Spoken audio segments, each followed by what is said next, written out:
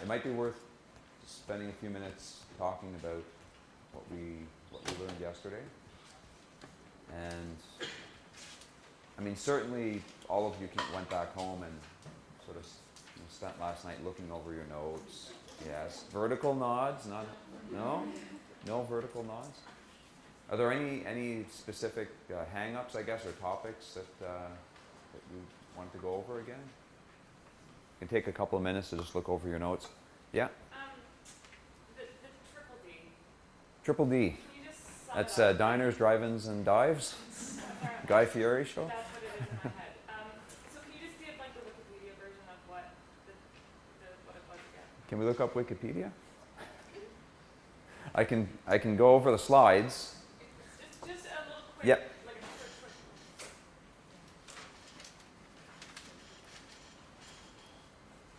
So you were okay with single D, Yeah. right? The pre-post, Yeah. and the double D. Maybe that's where I stopped. Okay. So multiple Ds. All right.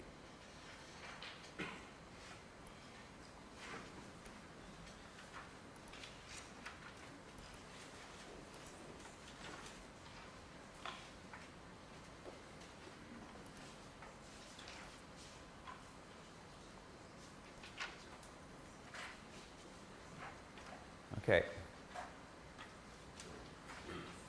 So first, what's the first D in here? No? No? Okay. Not if you have to sit pattern. If you ask questions, I have to throw them back at you. Okay. I regret that immediately. Okay, anyone? I'll do like Ferris Bueller's Day Off. Anyone? Anyone? What is the first difference that you would look at? If you only could look at one difference in here, what would be the most important difference? Without looking at all this stuff. T2, T1. T2 minus T1, absolutely. Right, so that's the group that had the training. So you're looking at their earnings after the training and before the training. So if those are the only, if you only had to have two pieces of information, those are the two that I would choose for sure as a baseline. That's what you want to start with. Thanks, Mike. Yep. So if you had to pick two other data points in all of this,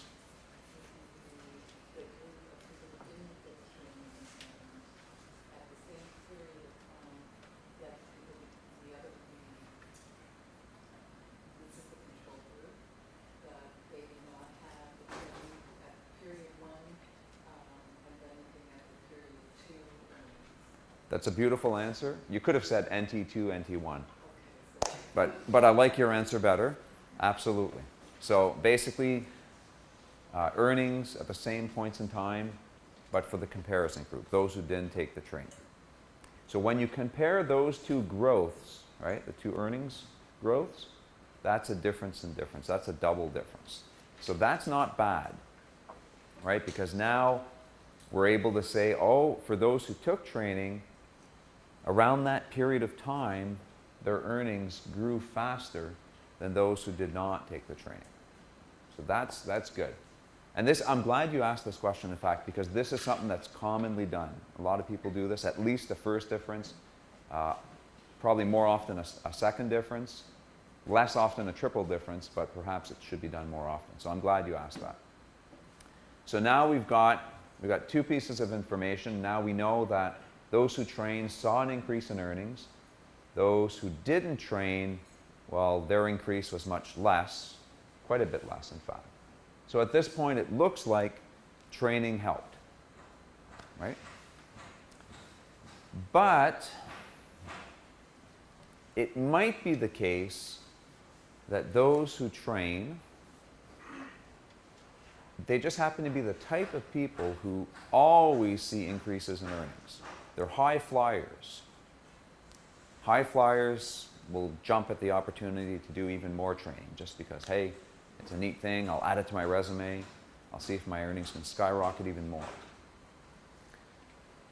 Whereas the non-trainees are dejected, they've they spent all their career meandering around from job to job, always moving horizontally, not vertically. So they're just not bothering to train anymore because they're jaded. So we want to test that. We want to see if that's the case. So let's take a look at those who trained, right, these guys right here, and let's see how their earnings have evolved before the training happened, way before the training happened. And what we observe here is that indeed earnings tend to increase all the time at exactly the same rate as it did around the training period.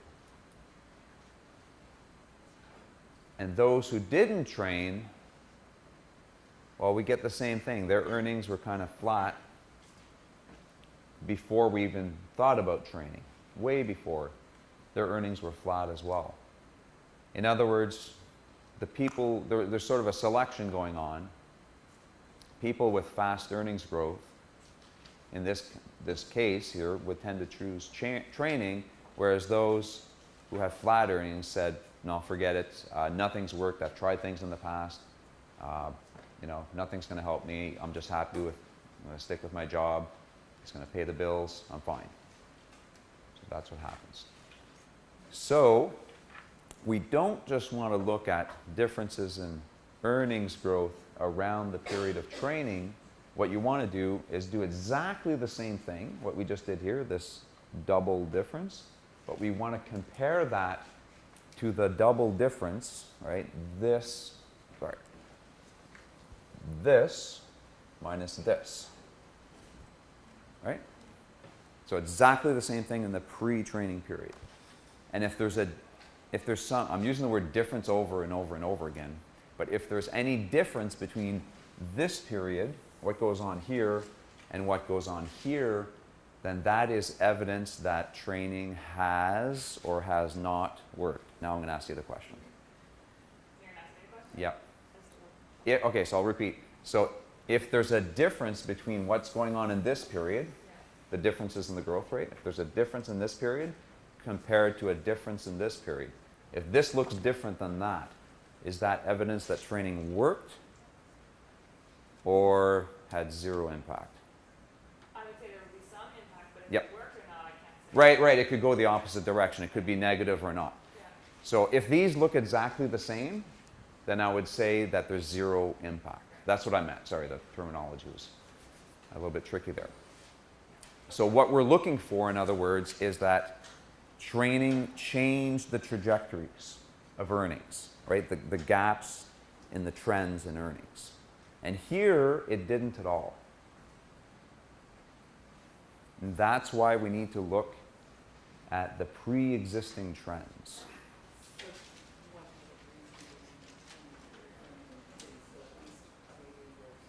So, well, something like that. I mean, what I tend to do, and it's just by default, if this period is a 5-year period, for example, then I try to get a 5-year period before. Yeah.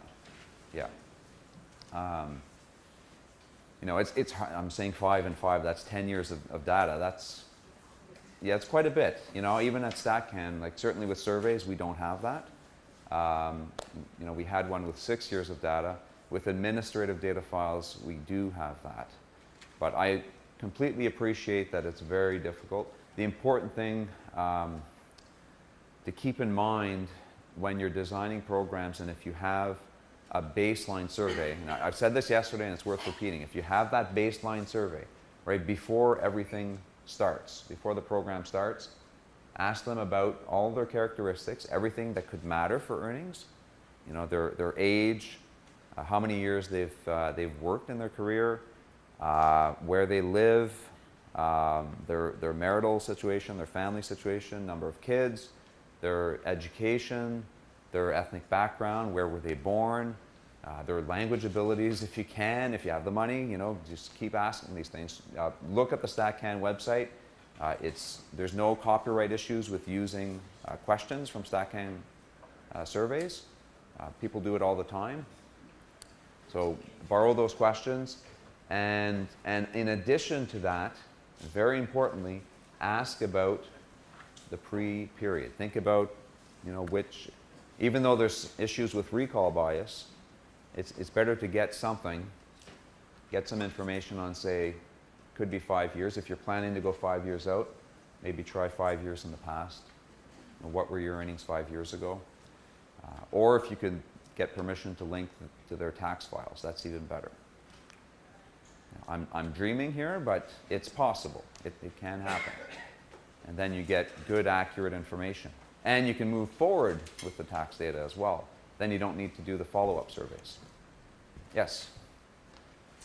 Maybe you're going to talk about this today, but I just have a question on how you link tax files and how you find your control groups. Maybe at StatScan that's just, you have lots of things, but how do you pick a control group? Can you speak to that a bit more? And I mean, Well, the control group is determined by who takes the program and who doesn't. The linking is a different issue. So in linking in general, there's two types of linkages. We can do what's called a deterministic linkage.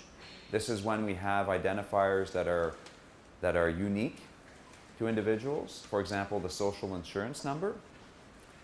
Those rarely change. They only change when you go from a temporary SIN to a permanent SIN. Temporary SINs are given out to people who just enter the country. I believe it's refugees or some. Don't quote me on it. It's something like that. It's very short term. It's before their permanent residence. Student visas as well. There's very special cases. Right. It might still be the case. But in general, SIN numbers are unique identifiers. So that would allow you to do a deterministic linkage. And then you can just link them together by SIN number if you have that information in both files. So if you're doing a survey, a baseline survey of just before a program begins, you could ask them for their SIN. They may be skeptical about giving that. More often than not, you could just ask them, could we try to link to your tax data? We don't need any extra information, we'll just try to link. Based on information that you've collected at the baseline survey. So what you need then is precise information on where they live, including the postal code. Their exact name, full name, first, last name, middle name if you can, their sex, and their exact date of birth. If you have all of that, you will link possibly 80% of the cases you're looking for. There are some differences because people have slight changes in names. Andrew might be Andy on another file or something like that. But that'll get you most of the way. You can ask for other pieces of information that might help, things that are on the administrative data files. so that would be linking it to the few databases we have at my office, not. I guess I just didn't understand what you mean by Well, tax you could- files. you- Like, can I actually access that? I mean, maybe other people already know this. Well, I know. Okay, so I can tell you that SRDC, when they did the experiments that I worked on in New Brunswick, Manitoba, and British Columbia, in particular in New Brunswick, they had to link to tax data. So they asked for permission to link to the CRA files, the Canada Revenue Agency files. So they have that document in hand saying, yes, we allow you to link. So then it's up to SRDC to go to CRA and present that information and obtain approval. I'm sure there's a legal process behind it that I'm not a lawyer, so I don't know all of that. But it is technically possible under the right circumstances to do that sort of linkage, as long as consent is there and all the I's are dotted and T's are crossed. So, yeah.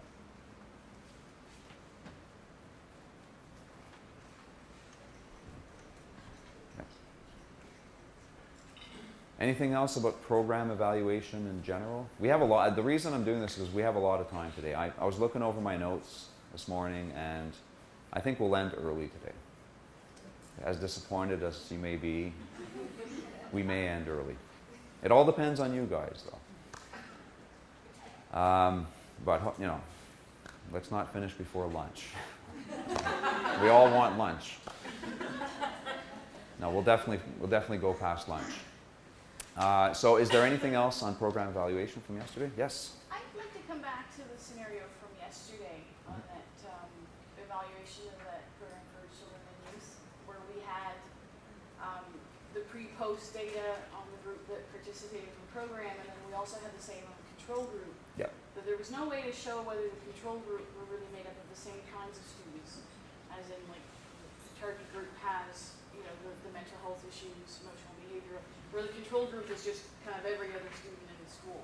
So the control group in that case was a group of students who just didn't qualify Or for. who may not have needed the services at all. Okay, so They're just like the rest of the school. Right, so you From basically that had an same school. advertisement or something saying these services are available for, if you have mental health issues or something probably worded Yeah. differently than that. Yeah, so there's going to be a sorting. No, in that case, honestly, what I would do is use the previous cohort of students, and you have to do it as a whole. Basically, what's your outcome that you're interested in? Well, what we're measuring in this particular case is the absenteeism rate. Okay, How many days of school are they missing? okay. from school? So I would not compare those who took the program in year X. What is it? 2013. Yeah, we're measuring from like 2008 to 2013, and the Okay, program so- came into effect in 2011. 2011. Okay, so you've got data before 2011. That's good. So I would not take the 2011 data and compare those who took the program to those who didn't, because they're clearly very, very, very different students. Yeah. And Well, you, one of the things we were hoping to establish by having a control group is the overall trend within the school. Like, for example, if somewhere is within that 5-year period, either before the program came in effect or at the Mhm. same time or after, Yep.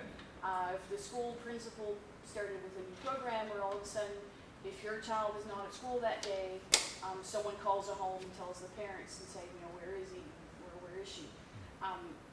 We were kind of thinking that by doing a control group for the overall school population, if there was a trend where suddenly one year the numbers dropped right down Mhm. because of such an initiative, that we'd be able to detect that and sort of apply the same trend to the target group.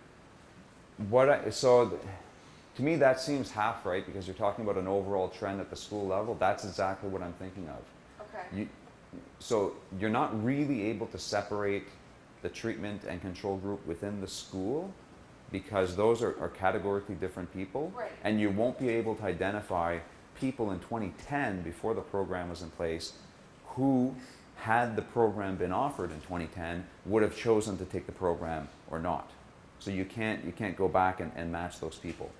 So what you can do is, at the school level, you can go and collect data for 2008 to 2013 with your absenteeism rates, and then you have a break in the series in 2011 where the program was offered. It is an intention to treat, because you've offered it to everyone.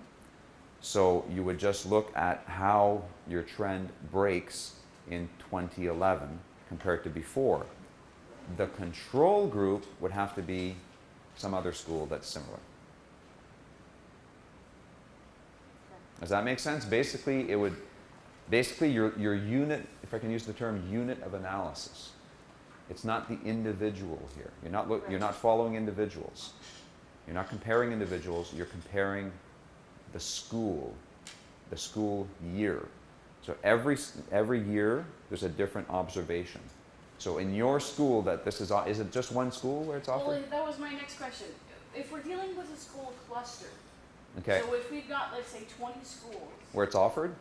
yeah, Are there schools where it's not offered? there are, Is it in the same school district? no. And that Okay. makes a difference. Okay, School fair enough, districts have fair enough, different- fair enough. That's a little bit of a complication, but it's not undoable. You can work with that. So basically, your unit of analysis are the schools where they're offered, and that's the treatment group. That would be this line right here. That's the school. And you would collect data up to 2011, I think you said was the Yeah. starting period, up to 2013. And you have data up down to 2008. So you would look for some kind of increase in the slope, so you're looking for a decline in absenteeism rate. So you're looking for Yeah. a decline in this trend. Compared to other schools where this was not offered, that are similar somehow, let's keep that aside for now, and you would look at some trend for them. The trick, though, will be to find comparison schools that are fairly similar. Yeah. So getting that 208 to 210 data is critical because you can look at their trends in absenteeism rates.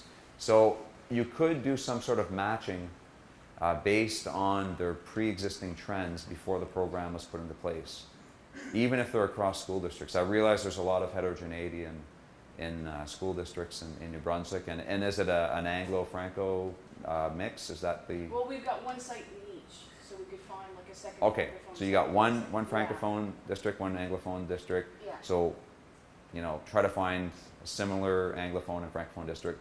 Look at the overall characteristics as well. We're going to do a little bit of matching later on. I'm not going to go in great detail, but it could be something that... Matching is fairly intuitive, so you could think of doing this that way.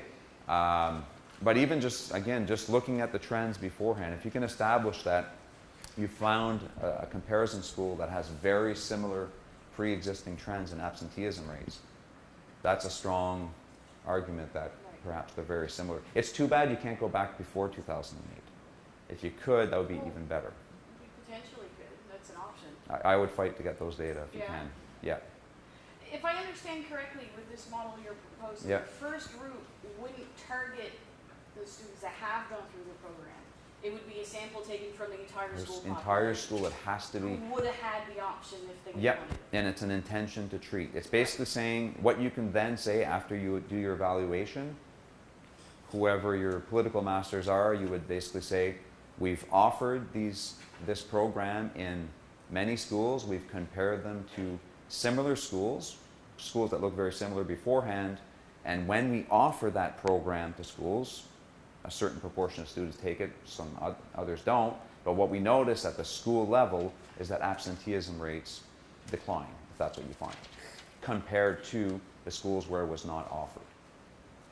We cannot look at individual students and say their absenteeism rates have declined just because we can't find similar people in schools where it's not offered as comparison. Right. Right? I mean, I guess you could look at students in the previous year. If you can you follow individual students Yeah. over their school career? Yeah. Then you can start thinking about an individual level analysis. This is completely separate. You can start thinking at within the schools. But the problem is your comparison group, again, is going to be students within the same school who did not take up the program, and they're going to be categorically different. Right. So I would not look at the individual student records. I would look at the school level aggregate information Right. at total absenteeism rates. Yeah. Okay. Did I understand you to say, I understand looking at the previous period of the school for whatever number of years they've got available, so you've got that information. Yeah.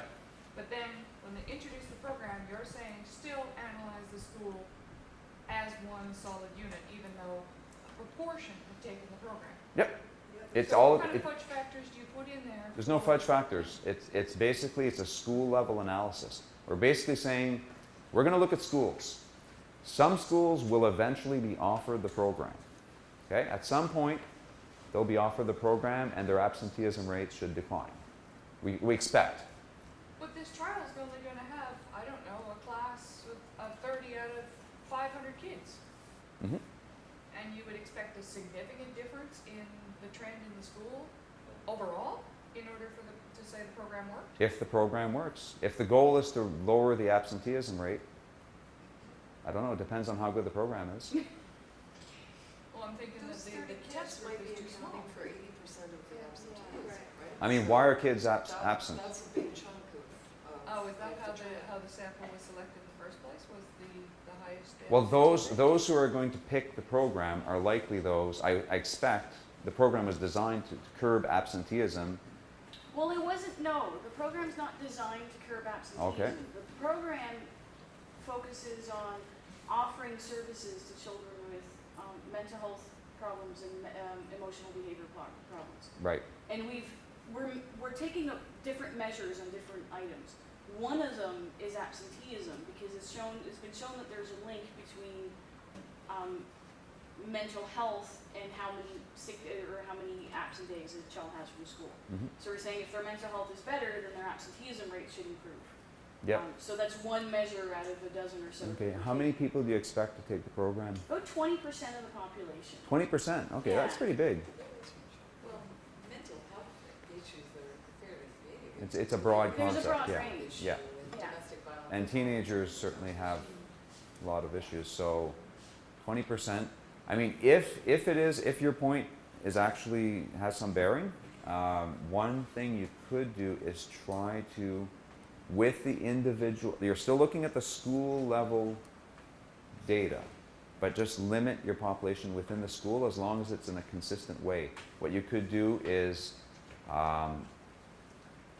analyze what happens to absenteeism rates among, say, low-income students, defined similarly across all schools. Is there a way to break down the school population by socioeconomic status? What information do you have on students? Not a whole lot. The data is actually Grades? really, really hard to find. Okay. Every school gathers the data differently, records it Okay. differently. So even within the cluster where the program is offered, Right. if we've got 20 schools, we've got 20 different ways of recording the data. So Okay. it's been a very manual process in making sure that we're matching similar data to similar Okay. data. Okay. But basically all we have is the school-based information. We would have like a date of birth, Okay. an age, a student number, which can be matched with other databases which might have grades, but that's, Yeah. May or may that's not. essentially it. Yeah. And we'd know whether or not they went through the program. Okay. At that point, you'd have to do school level analysis. But if it's 30%, and you could then see after what the absenteeism rates are for those students who did pick the programs. Because originally what we were doing is we had our list of, out of the school population of, 4,000, 5,000, we had 600 open files of children that had gone through this program. From Right. that 600, we chose a sample of 100, and then we had another 100, which was the group, the control group that was Mhm. outside of that, Mhm, mhm. that first cohort. Yeah, so what if you have the data already, what you could look at is among those who did choose the program, right, in 2011, Yeah. look at what their absenteeism rate, look at what proportion of total absenteeism rate in their schools they accounted for in the pre-period. And that'll tell you, well, can this actually drive school level absenteeism rates? And that'll answer the question. Okay. Now to add one more little twist in there. Okay, The program came into effect in 2011. yes, But it's a voluntary program, you can get referred by the school, you can refer yourself to it, your parents can call and make a referral. Mhm. That's okay, that's all intention to That's treat. any time from 2011 and beyond. Yes, So if we're collecting data, the program came into effect in 2011, but someone might not have joined the Yep. program until late in the school year. That's of fine. 2013. what you've done is you've made an offer to a school. Right. You've offered to that school, so what you'll see, I mean, the difference here is just there might be a delayed impact for certain schools, or all schools, I don't know. But you've made an offer to the school in 2011. Right. So you can start measuring impacts. You can start seeing some gap in the apps. Actually, it would be you'd expect a declining absenteeism rate, and the other one's a flat rate. So you might start to see a gap a year later, perhaps a bigger gap after, as some people start talking about the program and saying, hey, it actually works, try it out, Yeah. and you might see a widening gap. That's just the only issue there is a question of interpreting the impact and how it evolves over time. The point is you've made the offer in 2011, that's when you can legitimately start estimating impacts. Okay. No, it seems like a very valuable program. Hopefully it's also valuable. Hope so. I don't know if evaluable is a real word. Evaluable? I want to ask you about something. So you were Sure. suggesting a few minutes ago that maybe a sample of students could be chosen on some kind of socioeconomic. Oh, for her program? Yeah. So, yeah. The example you gave was one Yeah. which immediately struck me as a biased choice because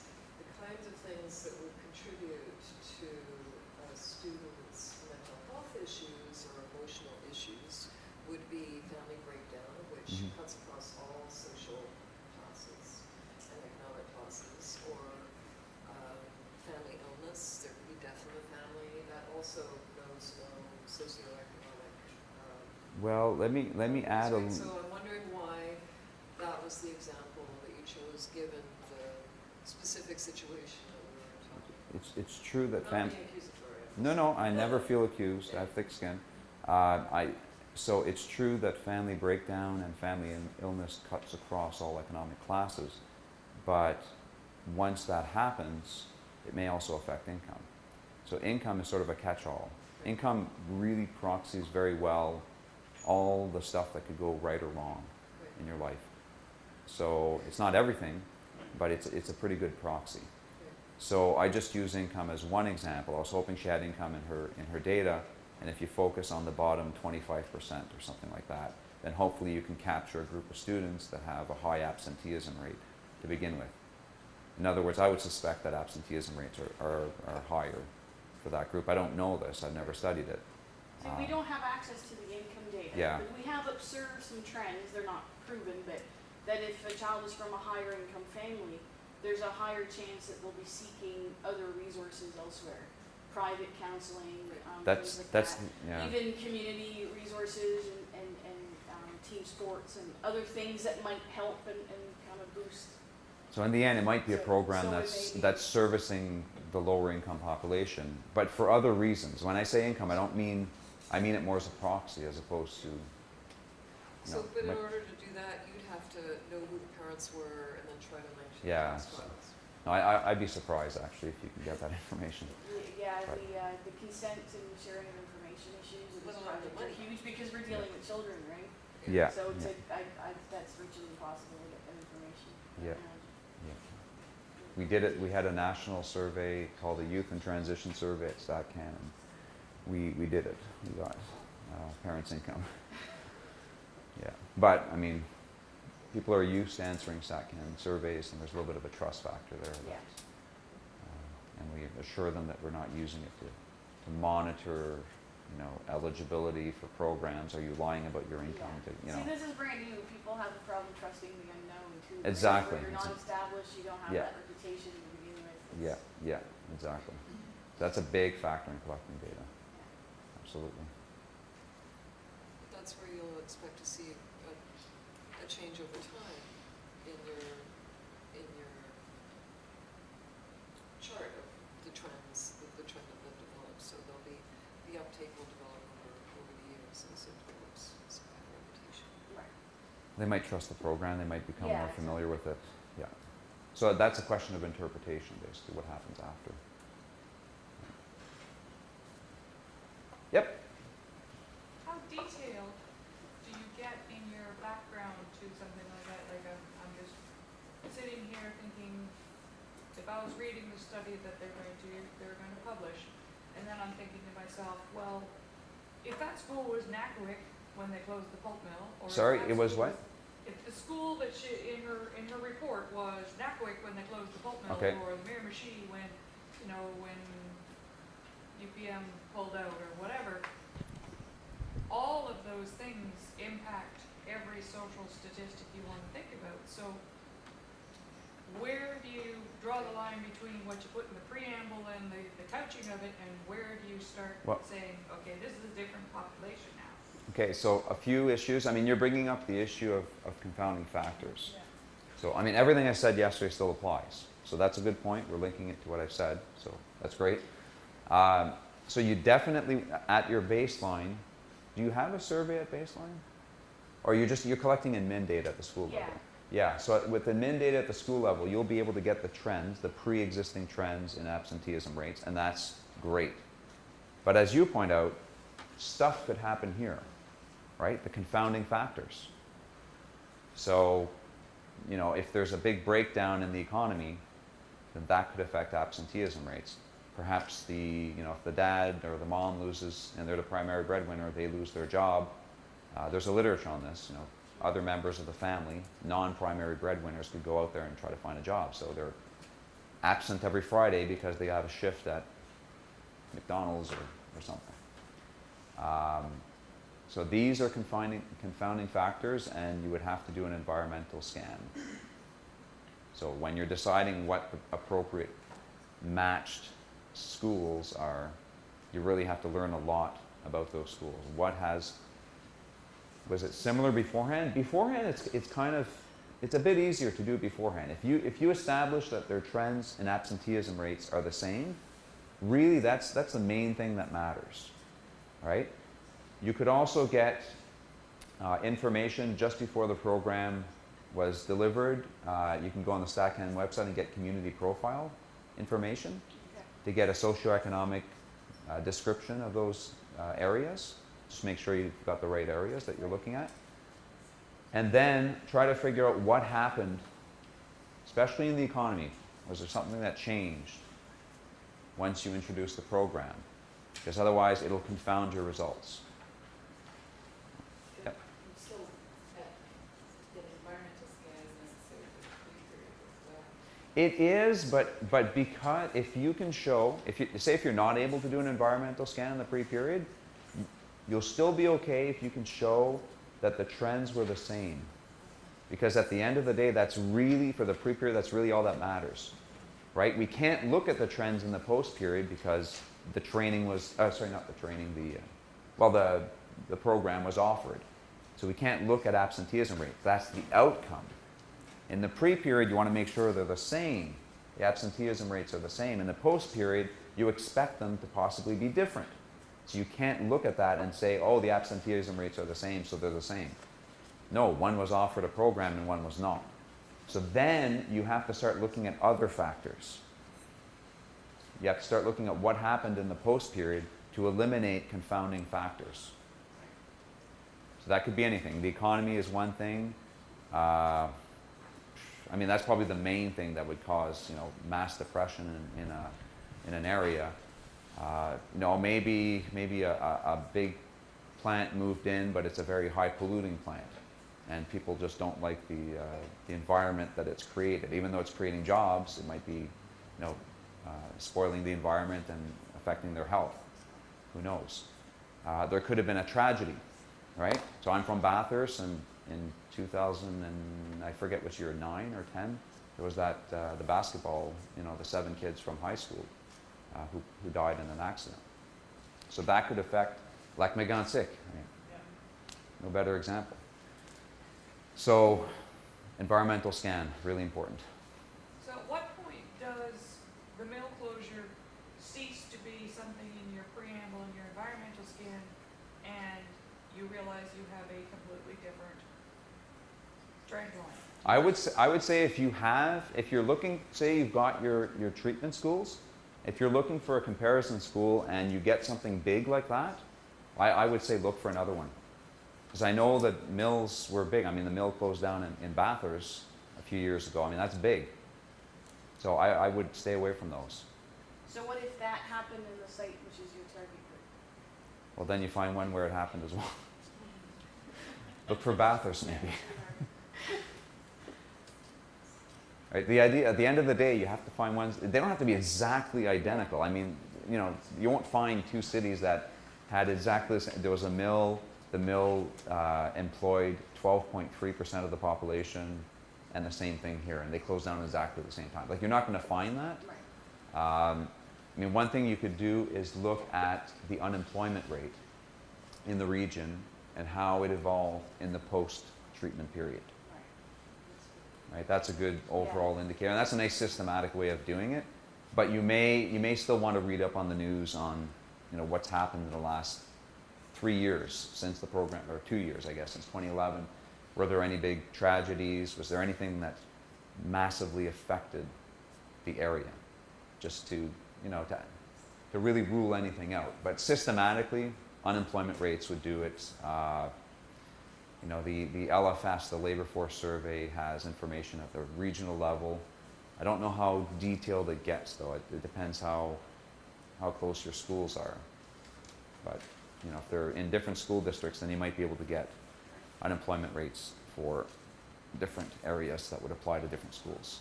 So you might be able to make a nice comparison. As long as the trends sort of follow each other along, then probably similar areas in that sense. Yes?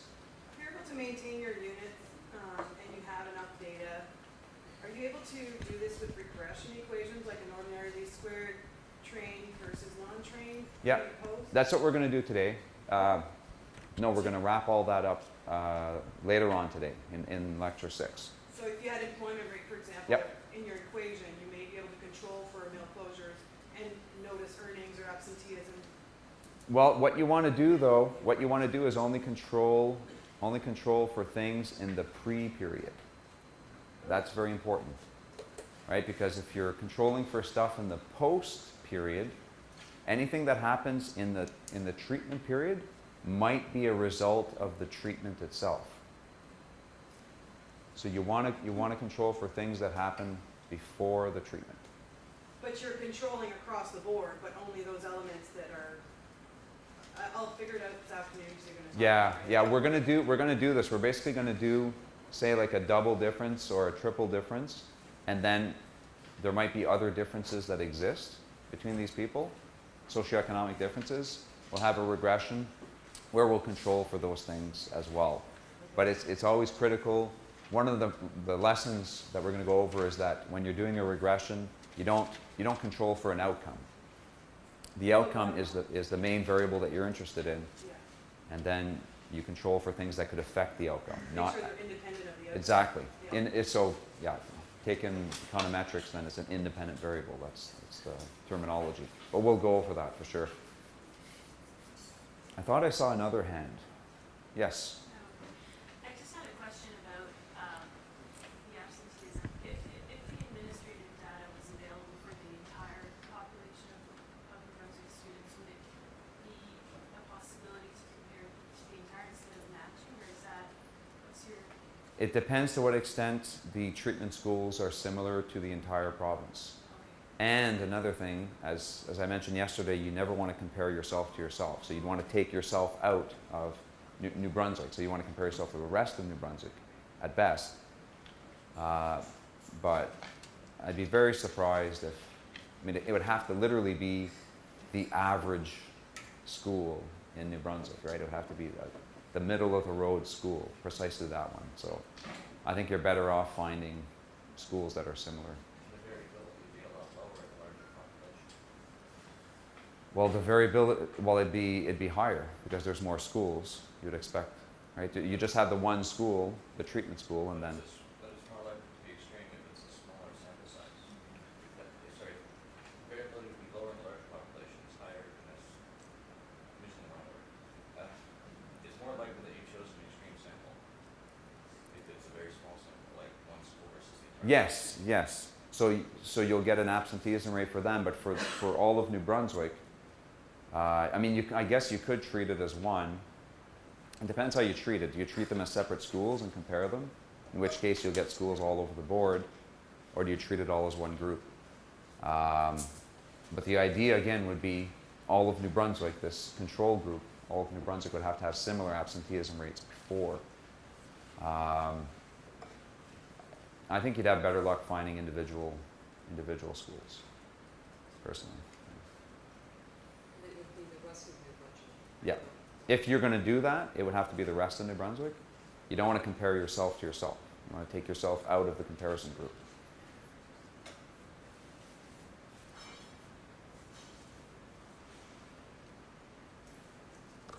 That was a super good example.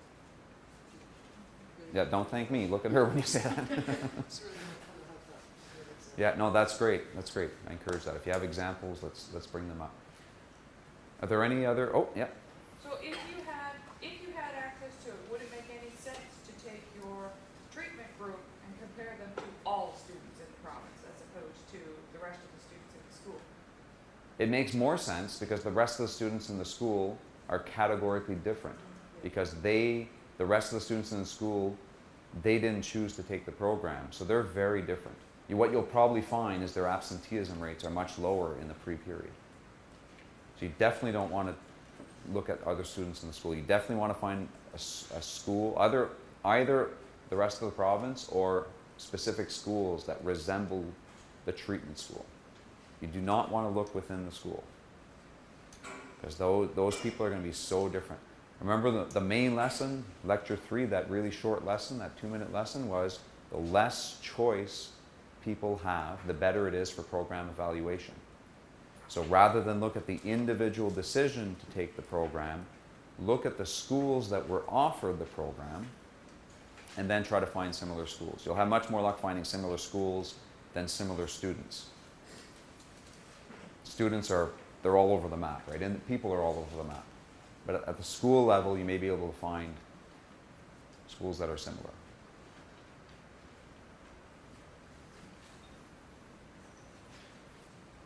Okay. Anything else about yesterday's lecture that we want to go over? No? Okay. So let's start. Okay, it's 10 o'clock already. Let's do a little bit of today's lecture. And then we'll go for break in about half an hour.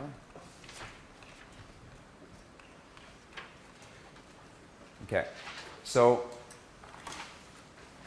what we've talked about so far is the policy context, the policy environment that allows you to do program evaluation. The main lesson being, again, I'll repeat it, the less choice students have, less choice individuals have, the better.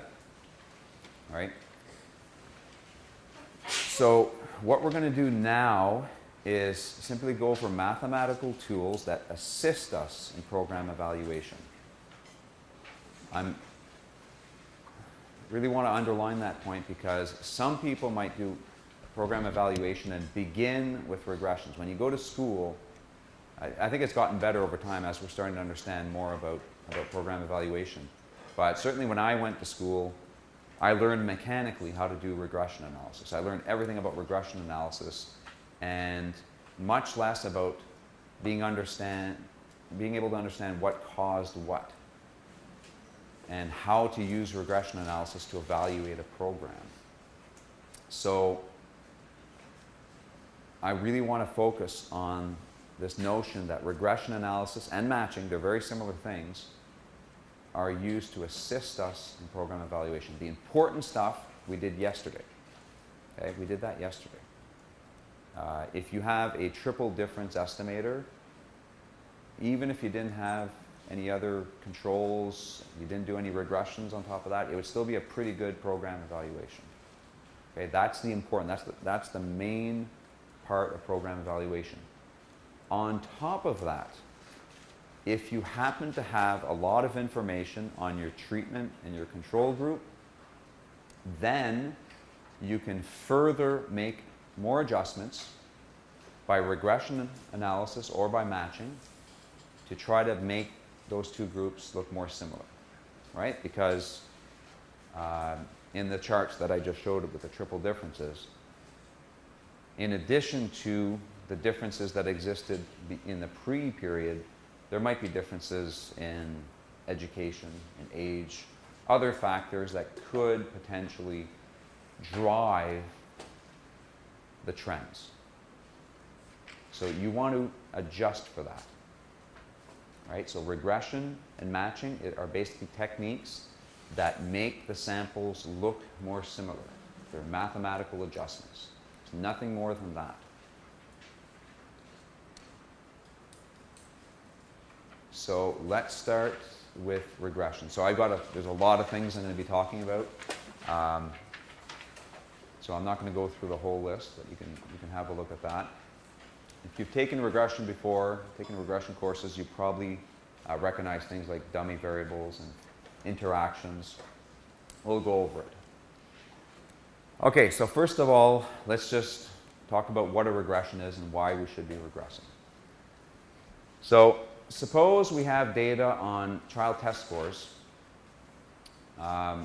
I didn't talk about what standardized test scores were. In the longer version of the course, I go through this in a previous lecture, but let's just call it test scores. We want to know how child test scores and parental income move together. So we start by, say we have data on parental income, but it's in $25,000 increments, right? We've got 4 categories: under 25,000, 2550, 50 to 75, and above 75. And for each of these, we're given a mean child test score. Okay? Forget about what the test score means. More is better, less is worse. And what we typically find is that the child test scores move up as parents' income move up. There's a whole bunch of reasons behind that. It's not just the money that matters. a whole bunch of other things that are correlated with parental income that's really driving the test scores. Again, income is a proxy for other stuff. Okay? Now, that's the information we had here is very coarse.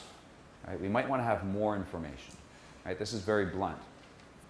So why don't we collect more detailed data, which is what we normally have, and we have specific information on parental income. Say income is reported in $1,000 increments. Okay? So it can go anywhere from 0. Actually, income could be negative, right? If you're self-employed, you can have negative net self-employment income. If you've got a creative accountant, you can do that. For a certain number of years, then you're audited. I'm seeing the nods. Those are all the people who have negative net self-employment income. Claiming a room in your house, which is all good according to the tax laws. So your income could be anywhere from 0 to infinity, and we'll report them in $1,000 increments. Here I've just triple dots mean I'm skipping a whole bunch of data. And we also observe that the mean scores rise with income. Okay? There's a general positive trend. So presenting data like this is just too much. Right? This is too much information to absorb. So we need to summarize these data. Okay? So that's the first function of a regression. Okay? It's not the only function, but it's the first function. So we start by simply graphing the data. Okay? So we've got the child's test score, and we've got the parent's income, and then we simply plot each data point. Okay? So I don't have numbers attached to this, but this would mean their income is this high, and their test score is this high. So just by looking at this, what sort of relationship would you conclude exists?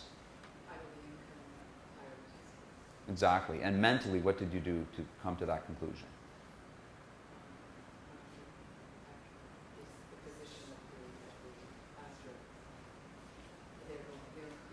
Right. Okay. What you could do, yeah, that's exactly right. What you could do even more specifically is sort of mentally, draw a line to sort of summarize that. Geometry.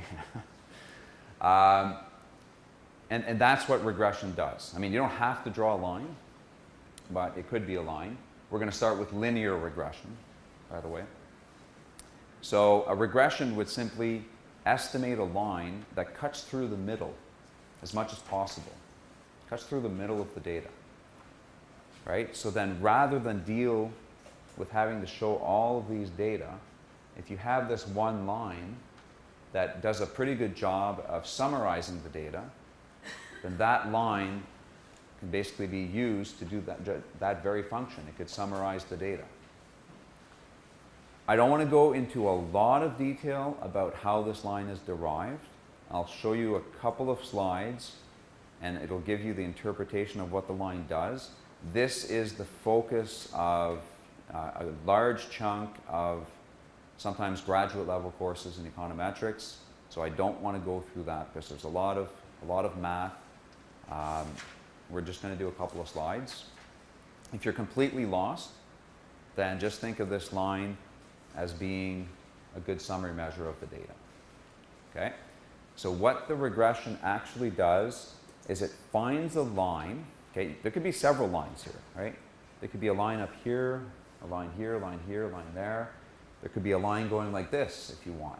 Why not? Right? You have to tell it to do something.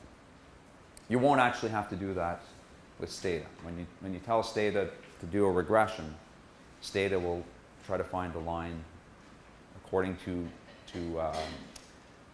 established parameters. Right? It'll find the line the way it's supposed to find the line. But basically, the software is trying to find a line that minimizes what I'll call errors. Right? It's trying to fit a line in the middle. This line will always have errors. Right? You'll never find a line that'll fit. You don't want to have a line that goes like this because that's not summarizing the data. This line will have errors because up here it's underestimated what the real data are. But for this point, it's overestimated what the real data are. So it's finding a line that will minimize those errors, right? Sometimes those errors will be positive, sometimes those errors will be negative, but it'll sort of cut across and try to balance the positives and the negative, okay? It's actually just a little sidebar, not that important to know for this, but it's actually minimizing the sum of the squared errors. The reason why we square the errors is because these errors are positive, these are negative, and positives and negatives actually give you 0 errors. So you'll always have 0 errors if you do that. So by squaring it, you're getting positive values. So it's just going to find the line that minimizes the sum of squared errors. So this is why we call this regression, and it's the basic fundamental regression. It's the one that Excel does. You've been doing this for a long time with Excel. It's called ordinary least squares.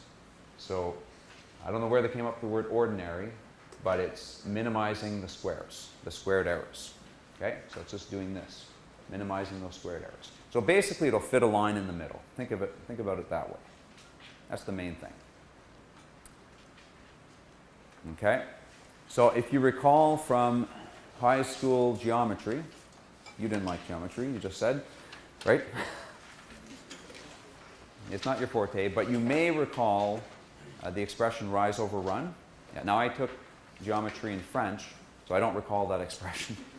I don't know what we called it. We called it, I can't even remember, honestly. Anyways, rise over run, which kind of makes sense. Basically, there's 2 characteristics to any straight line. There's the intercept, and there's the slope of the line. Both of these things, they're not just geometric concepts, they actually have an interpretation, a real interpretation with a regression. The intercept tells you what the test score will be when your parent's income is 0. Okay? When your parent's income is 0, this is the test score. This is the predicted test scores, right? Because the regression is just predicting what your outcome variable will be. The slope is the rise over the run, and it's basically telling you the relationship between income and the test score. So when income increases by 1 unit, it'll tell you how much your test score will rise. So that's telling you the relationship between income and the score. So every time income increases by a little bit, by 1 unit, the score will rise by a certain amount. And it'll be the same throughout all of this. The slope is the same because it's a straight line. Is everybody okay with that? You all good? Okay. You're talking about within the set of data you have. Yeah. Yeah. Annual forecasts. Yeah. Well, actually, this Sort of forecast. yes, you can. You can. If we go back up here, you can use this line to forecast out here, even though you don't have any data. You can. You can also use, this is called extrapolation, same thing as forecasting. You can also inter or intrapolate. I'm not good with terminology. Intrapolate, I think, because you don't have data here, right? So it'll fit a value here anyways. It'll fit it with all of the data it has. It'll find a general relationship, and it'll fit a straight line. Okay, so the regression line is think of it as a line for predicting the outcome that you have for a given value of your income. Okay, and the way that we express this line, and this is important because this is what you're actually going to be working with, is basically we're regressing the outcome, the score, as a function of income. And the score will be equal to the intercept, right? The value of the score when income is equal to 0, plus the slope times income. And if we go, I think there's an example next. Yeah. So I think it'll be clear with an example. Say we have data on the test scores and on income. And we estimate a regression line and we get something like this. The score equals 20 plus 2 times income. 20 is the intercept, okay? So 20 will be this. The regression line found this as the Did you have a question, or you're just agreeing? Or yeah, okay. The regression found that on average the test score is equal to 20 when income is equal to 0. So that's why we have this intercept of 20. The slope is equal to 2. Okay? So for every one, well, we're measuring income in thousands here, I'm just making it easy. For every $1,000 increase in income, the test score will rise by 2 points on average. That's what this line tells us. Okay? And it makes sense. We expect the score to rise as income rises. And even if your parents had absolutely 0 income, you would expect their children to do, to answer some questions correctly on average on their test, not get 0.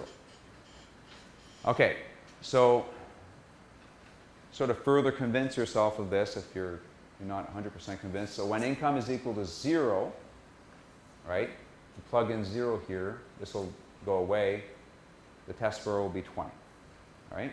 So we do this, it's equal to 20, and that's the intercept.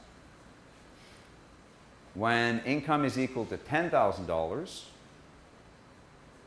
we plug in 10 here for income, and then we get 40. So the score is equal to 40. So what happened is the score rose by 2 points for every $1,000 of income. That's the slope, right? So it rose by 10, so we saw an increase in 20, the difference between this and this. The income went from 0 to 10, and the test score went from 20 to 40. So for an increase of $10,000 in income, the score increased by 20. So that means there's a slope of 2. That's the relationship between, we already knew this, we would predict this just by looking at this. I just went through the details just to convince you of that. But we already knew this here. We knew that the relationship was 2. For every $1,000 of income, the score increases by 2. So that's the critical, this is the most critical part of the regression. This is your variable of interest, and this is telling you the relationship it has with the test score. Actually gone quite a while without having a drink today. It's pretty good.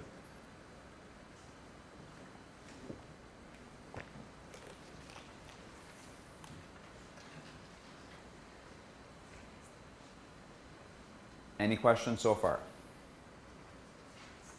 Yeah. Why do you call this a regression Oh, instead of a progression? I don't know, like, I'm just a regressive kind of guy. No, it's a regression because you're taking data that exists and, well, sorry, I have to say one thing before I answer that question. No, I can answer it. I can answer it partly right now. We have data, but we are regressing towards this middle line. okay, but the data that's under the line, you're progressing that. Well, I don't necessarily know the higher is better. We're regressing in the sense that we're, Like, that's, yeah, you're flattening it out and you're going towards something else. You're regressing towards it. It's just semantics. It's not. I always thought of it like the past predicts the future. So you have patterns that you can observe, and then you want to know the unobservable, so you're using the past to go to the unknown. Like, So when this question has been asked to econometricians or econometrics profs, when I was going through this, it always had to do with regressing, going from the actual data to predicted data. So I guess it's not an up or down thing. It's maybe this is what you meant. I'm not sure, but it's basically saying we're going to go from actual data and we will regress to predicted data. Of course, actual data is always better, but it's just messy, right? It's all over the place. So you're really returning to the line. Yeah, you're regressing to something that's predicted. So that's considered a regression. Economics is the dismal science, so that's why they call it like this. Although statisticians might have some part of the blame in this. Okay. Okay, where are we at? Yes, okay. Anybody have any questions about this? All good? Okay. Okay, so I just want to give you a couple of slides about the interpretation of a regression, and this is where we're going to end for the break. So what the regression is, and there's a lot of math behind this, so I can't go through the math, it would just be a killer.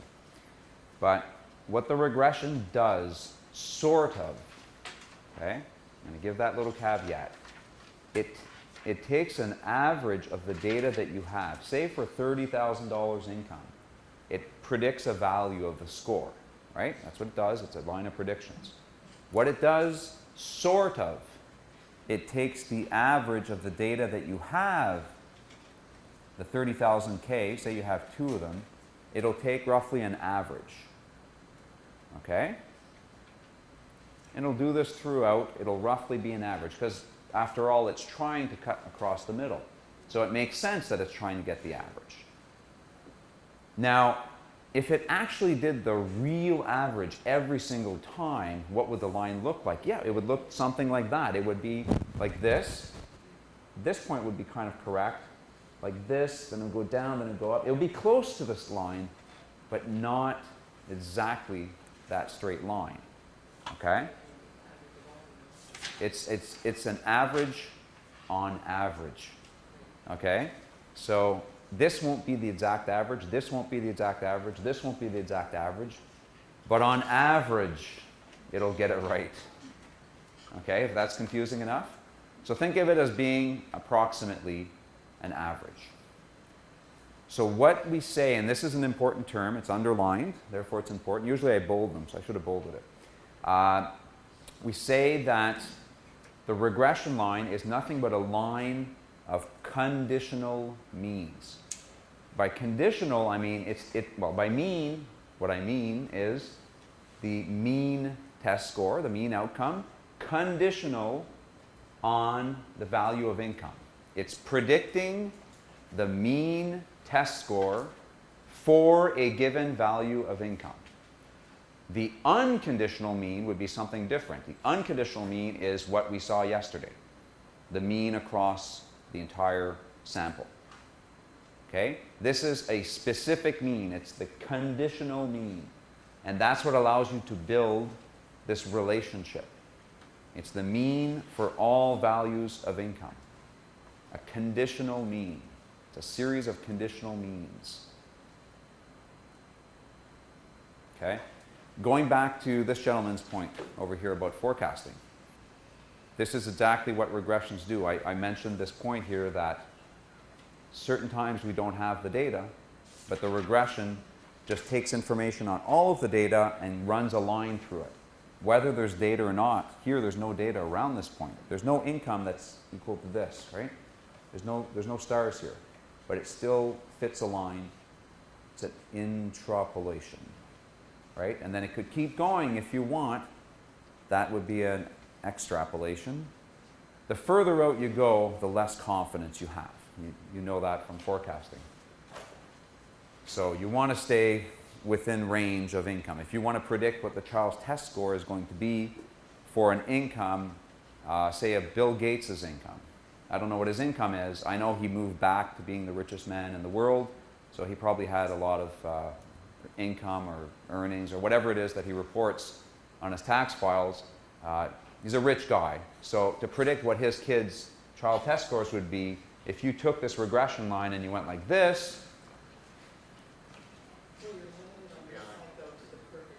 exactly. So, but yet this regression line is just moronically going, and mechanically, I should say, going to predict a test score that is way beyond what's possible.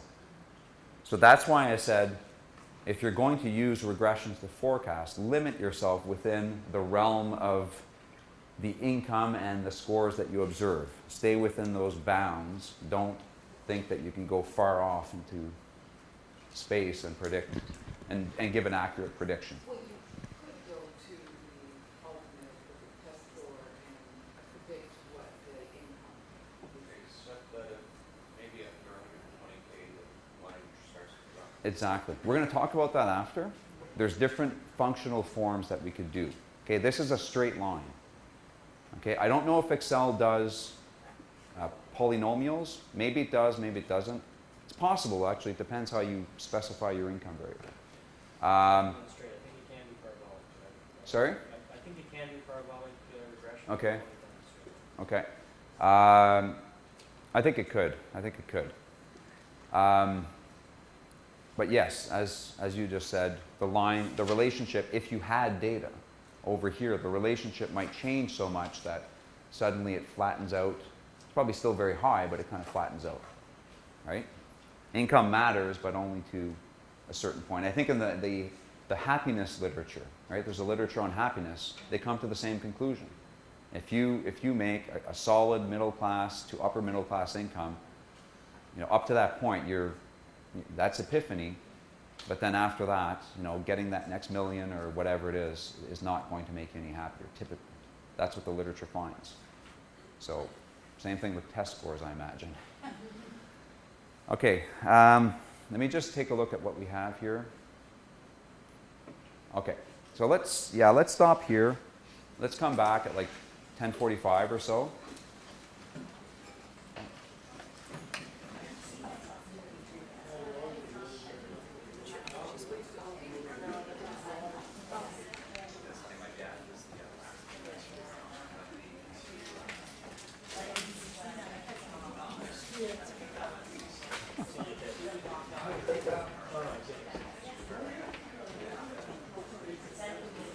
Okay, so let's start. Okay, so far we've looked at a regression to show the relationship between two variables. Okay, so we're interested in, and I'll use the term loosely throughout this. I'm going to use the term effect. Okay, but as we saw with the whole program evaluation stuff, it takes a lot of things, a lot of ducks to fall in a row to call something an effect. Okay. So here I'll be using the term loosely, the effect of income on the test score. We're trying to estimate that, but really you need the right policy context and all that, the triple differences and all that stuff. Okay, so we'll just use the term loosely, effect, for this particular lecture. So what we've been looking at so far is the effect of one variable, income, on the test score. But, and this stuff I've already talked about, income isn't the only factor that matters, right? There's other stuff that matters that might determine the child's test score. Okay? For example, it may depend on the level of school funding that you have. Okay, resources. Were you going to say something? No? I was going to say also, very much affected by Absolutely. There's all sorts of factors that matter. We're just going to start with one, just to illustrate the point. So school funding is something that matters. If school have a lot of resources, then that can help students learn and they can perform better. Okay? So we might want to predict test scores based on parental income and school funding. Right? So that's very difficult to visualize in 3 dimensions. Right? So we can't do the line. It would be a plane. Right? In geometry, it's a plane, and then beyond that, I think it's a hyperplane, which is impossible to visualize. That's 4 dimensions. Okay? But it turns out we can just express it as a linear equation, just like we did with a straight line. Okay? Instead of just income, we have school funding as well. So in this model, what we're saying is the child's test score depends on 2 factors. It's true that it depends on more. You're absolutely right. There are other factors, but let's just start with 2. Income and the school funding. Okay? So this is just, let's just forget about this. This is just proving the point I'm going to make here. In this model, now that I've not only accounted for income, but also school funding, what we observe now is that the relationship between income and the test score is weaker. Does anybody know why it might be weaker here? What we've done here is we've said we're going to compare children from different economic backgrounds, but give them the same level of school funding. right? That's what a regression does.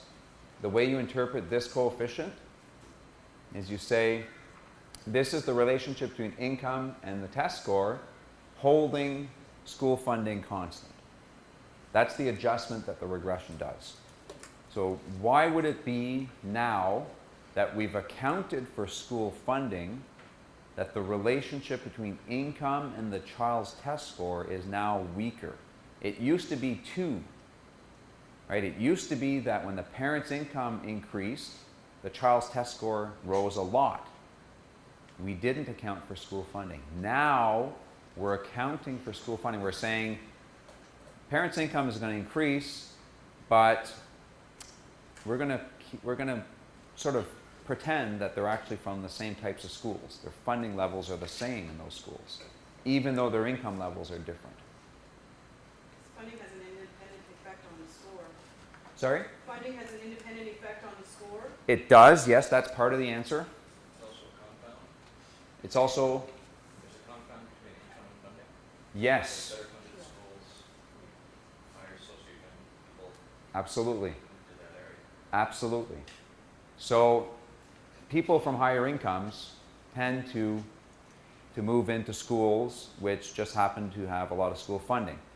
Part of it is just that school funding drives depend a lot on donations, and they would depend on the local area's economic situation. So these two variables are highly correlated, right? So when we didn't account for school funding, the terminology I'll use here is that income was basically picking up or absorbed the effect of school funding, right? Because we're saying as income increases, the child test score increases by 2. Well, as income increases, generally speaking, higher income people live in areas with schools that are better funded. So those two things happen at the same time. If we want to remove the school funding effect, we have to control for it. We have to throw it into the model.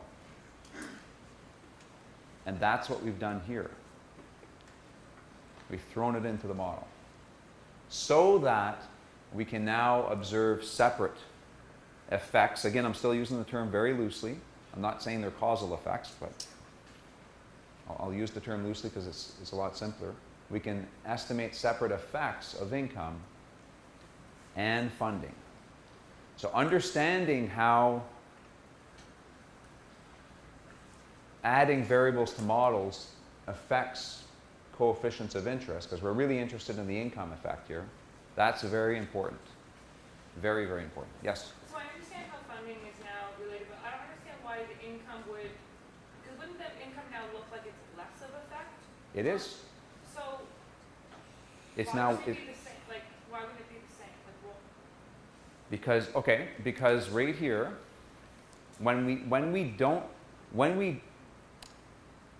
when we allow parents, so okay, let me take a step back. So when we do this regression, we're basically saying parents that have higher incomes will have kids that score better. Part of that reason is the income, but another part of that reason is the school funding. And here, I'm not holding the funding fixed. I'm basically saying as income increases, whatever happens, happens. Well, what happens is they tend to move into neighborhoods that are higher, that are better funded, right? The schools are better funded. So part of that funding effect will be sort of embedded here. so wouldn't it, in results, wouldn't it show that the income has less of effect then? Like, if the more variables you add, Yeah, then you could explain the outcome based on all of these factors. and it does have less than an effect. Yeah. It goes down to 1. Except that it accounts for access, which is huge. I'm sorry? The more income, the better access to better schools, there's a causal relationship there. Yeah, okay, there could be. It's not There could be. necessarily determinate There could be. its causation. There could be. The point, I'm going to talk about adding outcomes as an explanatory variable in this model, and that's a problem. Let's just try to separate there's a lot of concepts here, so let's just try to, you're absolutely right, but let's just try to separate. I'll get to that in about one or two slides. So, so the point here is that income was absorbing the effect of funding. So now we've removed it. Only by including funding as a separate factor are we able to separate those two things. And that's why income has less of an effect than it did before. And you're able to say how much of an effect? Well, the regression will say how much of an effect. Yeah. Theoretically, I expect that effect to go down. I made up these numbers. Okay, when I teach this class to, younger students, if you will, people who are just going through school, for their first time, they get really hung up on these numbers. The most common question I get is, how did you get 3? How did you get 1? The intercept change here, I can talk about that as well. That changed as well. Okay? But the funding variable is pretty, I'm assuming there's a better delivery of service than income. That's the assumption here, basically, that if you're better funded, there's more resources, more computers in the classroom, that sort of thing. That's the idea. So, but this was just to illustrate the point that there are other factors that might matter. So if you have a model, if you're just interested in two things, we're interested in the test scores and the income, don't just think about this, right? Think about other variables that could confound. I like the word that you used there, confound this relationship, right? Because school funding is something that could determine the child's test score. And it's problematic here because school funding is correlated with income. Okay?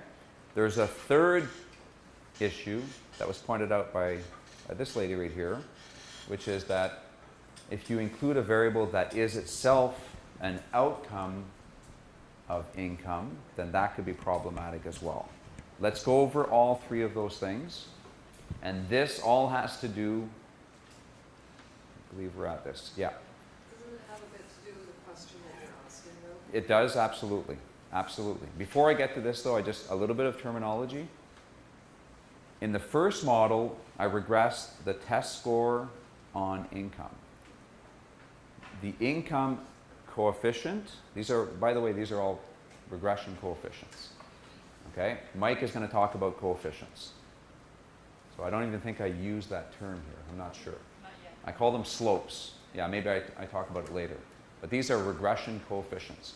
Your coefficient of interest is this one, because you're interested in the relationship between income and test score.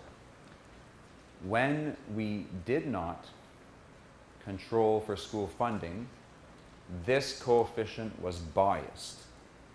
It suffered from a disease called omitted variable bias. We omitted a very important variable, school funding, which affects the test score and is highly correlated with income. So it suffered from omitted variable bias. Right there. Okay? So regression analysis is scientific, but it's kind of like an art as well. Okay? And that's why I think social scientists tend to like this stuff. Right? There's a little bit of science in it, but there's a lot of art. Understanding which variables to include or exclude, there's some logic behind it, but it's also, there's always trade-offs. Let's just go through another example just to make sure we've got the school funding stuff. Let's do a health example. So suppose we regress longevity or lifespan on the hours of exercise you do per week on average over your lifetime, let's say. Okay, and I get something like this. Longevity, that's number of years that you live, is equal to 65 plus 1 times the number of hours of exercise per week. That basically says you guys should be doing, what, 10, 20 hours of exercise per week? I didn't really think about this when I came up with the numbers, right? If you exercise 3 hours a week, you're going to live 68 years, which is wrong. Right? The average person probably exercises less than 3 hours per week, and the average person lives like 80 and probably even more these days.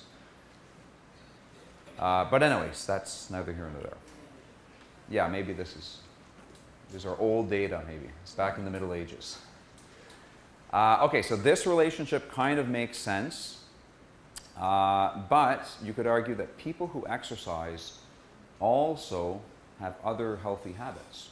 Right? They eat vegetables, they eat fresh fruit. Okay, and those things, right, so that's correlated with exercise, and it can cause increased longevity. So what you want to do, if you want to estimate the effect, again in quotation marks, of exercise on longevity, is to also account for these other healthy lifestyle characteristics of people who exercise. So now I've added the number of veggies you eat per day or per week, whatever it is, and what I observe is that the effect of exercise is actually not as high as it was before. It went from 1 year to 0.5 years. Right? Just exactly what we'd expect. Because people who exercise do other things, and you need to separate those things out. Taking the very first example, in your first bullet, and if you go back to what the graph would look like, it would have years on the y-axis and hours of exercise on the bottom? Yes, yes, absolutely. And that would show, because there's only 2 variables in that graph, that would show a slope of 1. But only once you turn to a regression and you throw in some other important variables, like the number of veggies you eat, then we would see that the relationship would flatten. Right? It's important, but it's not as important once you account for the fact that these people eat better, typically. But you can't draw a nice picture of it. 3D you can. It's not nice, but it's a picture. 4D I don't think you can. No, I can't think in 4 dimensions. It's a conceptual thing now. Yeah. Yeah, just think of it as factors that matter, right? And it's always a linear equation, so we're always adding, you know, it could be negative, right, if the effect is negative. Yep. Yep, so if you had smoking, or you know, how many cigarettes did you smoke in your lifetime, for example? You would have, it would be negative, we know that because it's linked to cancer, it would be negative something, and then the variable smoking. Yeah, could be negative, positive, we don't know. The regression will figure that out. Is there a reason why longevity changed from 65 to 60 in the last? Yes, I'm glad you asked that. So the interpretation of an intercept is always the value of the outcome, the predicted value of the outcome, when all of those variables that are included in the model are equal to 0. So when you, I just made up the numbers, I don't even know if this is going to make sense, but when you don't exercise at all, ever, you live to 65, but we don't know anything about their veggie eating patterns, right? Some may eat veggies, some may not, because we're not accounting for it. But if we know that you don't exercise at all, and, right, that's 0, and you don't eat veggies, you live to 60. So it kind of makes sense. Right? The interpretation of the intercept changes a lot. And it's actually important. It's going to be important when we're going to be talking about something called dummy variables. Right? Probably this morning or maybe early afternoon. Understanding what the intercept is very important. What's intercept? Intercept is always the value of the outcome, the predicted value of the outcome, when your variables, your independent variables, your explanatory variables, all the variables you've included in the model are equal to 0. And understanding what the intercept is very important. It will be super important when we talk about dummy variables. Dummy variables are also called binary variables. If you're familiar with computer programming language, 0, 1s, right? Computer programs are all, the language is all 0, 1, 0, 1, 0, 1. That's what we call dummy variables, or binary variables, or dichotomous variables. It's yes-no variables. We'll talk about that in a little bit. So in this case, the only reason your intercept would change is because you're actually adding more data. You're not taking the same data and expanding on it because you still have 65, but you're actually getting more data into it, so you actually change the intercept. It's a new interpretation. The intercept means something different now. Here it meant you don't exercise. Don't know anything about your veg eating patterns. Here it means 0, 0. So it means you don't exercise, you don't eat vegetables. And if that happens, you're done earlier. So it has a different meaning. So every time you throw variables into the model, your intercept interpretation will change. Yes? So even if the variable that you add has nothing, has no impact, like let's Ooh, say you yeah, have, okay, you okay, add in, okay, like you yeah. have 12 cars. Okay, Yeah. that doesn't- So then if you add in a variable. Sorry, if you own 12 cars? If you own 12 cars. If then you own 12 cars, you're probably like, you know, like Jerry Seinfeld, and he collects these old cars. He almost killed himself in a car accident a few years ago. Okay. You're probably doing all sorts of things if you own 12 cars. But I take your point. Yeah. So, Yeah. So that, I'm just saying, like, because, you know. Okay, rainfall in Nairobi. Okay? That doesn't matter for longevity for Canadians, I don't think, unless it's a global Right. climate thing. Or hamburger consumption in Nairobi. I don't know why I'm picking on Nairobi. So that doesn't matter. You're right. If you throw that in, this is not likely to change because it didn't matter in the first place. Okay, fair enough. Yeah. The interpretation, you still read it out differently. It'll be people who don't exercise, people who don't eat veggies, and their cousin in Nairobi doesn't eat any hamburgers. Okay. Yeah. But the point about what variables you choose is really about what it is, what the question is that you're asking. Yes, totally, entirely, and that is so important. That is what we're going to be at. That's what we're going to be looking at. Here, I am interested in the relationship between exercise and longevity.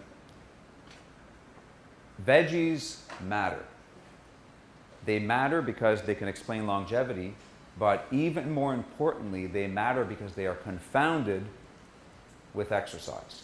Some people believe that you should throw in everything that explains longevity. That is wrong. You don't need to do that. If all you're interested, this is so important, this is so critical. If you understand this, you will understand regression analysis. Okay? If all you're interested in is the relationship between exercise and longevity, and somebody says to you, oh, longevity, I don't know, I can't even think of a factor that explains, huh? Strength leads to disease. But that might be related to exercise. Gender. Sorry, gender? Okay, let's assume that gender, men and women exercise the same. Okay, and that might be true on average. I don't know, but let's assume that's true. Somebody would say, oh, but longevity, it's a longevity model. You have to control for gender. You have to. And I would say, well, no, I have data that shows that women and men exercise exactly the same. There's no correlation between those two things. Well, I would say then you can throw it in or not. It doesn't matter because it's not going to change this coefficient here. It's not. Unless the question is, does the effect of exercise equally affect both genders? Then it's a different question. That, by the way, has to do with interactions, which we will also see. But that's even further. Let's just hold off on that for a little bit. Just go for that point, because that is Yep. I would be more likely to throw in everything that affects longevity. That Okay. would be my default automatically. Okay. It's a lot of people's default. Yeah, you'll end up first of all spending a lot of time looking for data. If your goal, okay, and sometimes this is an academic goal.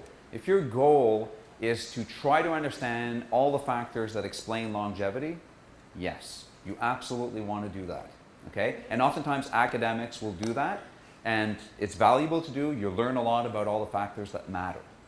But if you're a policy person and you're interested in one specific aspect of longevity, the role of exercise, because you need to fund an exercise promotion program, you need to know, well, does it actually matter for longevity? That's the way you want to pitch it.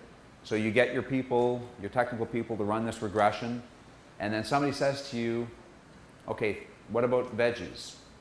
You say, well, yeah, actually, you're right, veggies because of two things. One, veggies matter for longevity, but more importantly, it's also correlated with exercise. And then somebody says, okay, yeah, what about gender? Women live longer. And then you say, yeah, but I'm interested in this. And women and men exercise the same.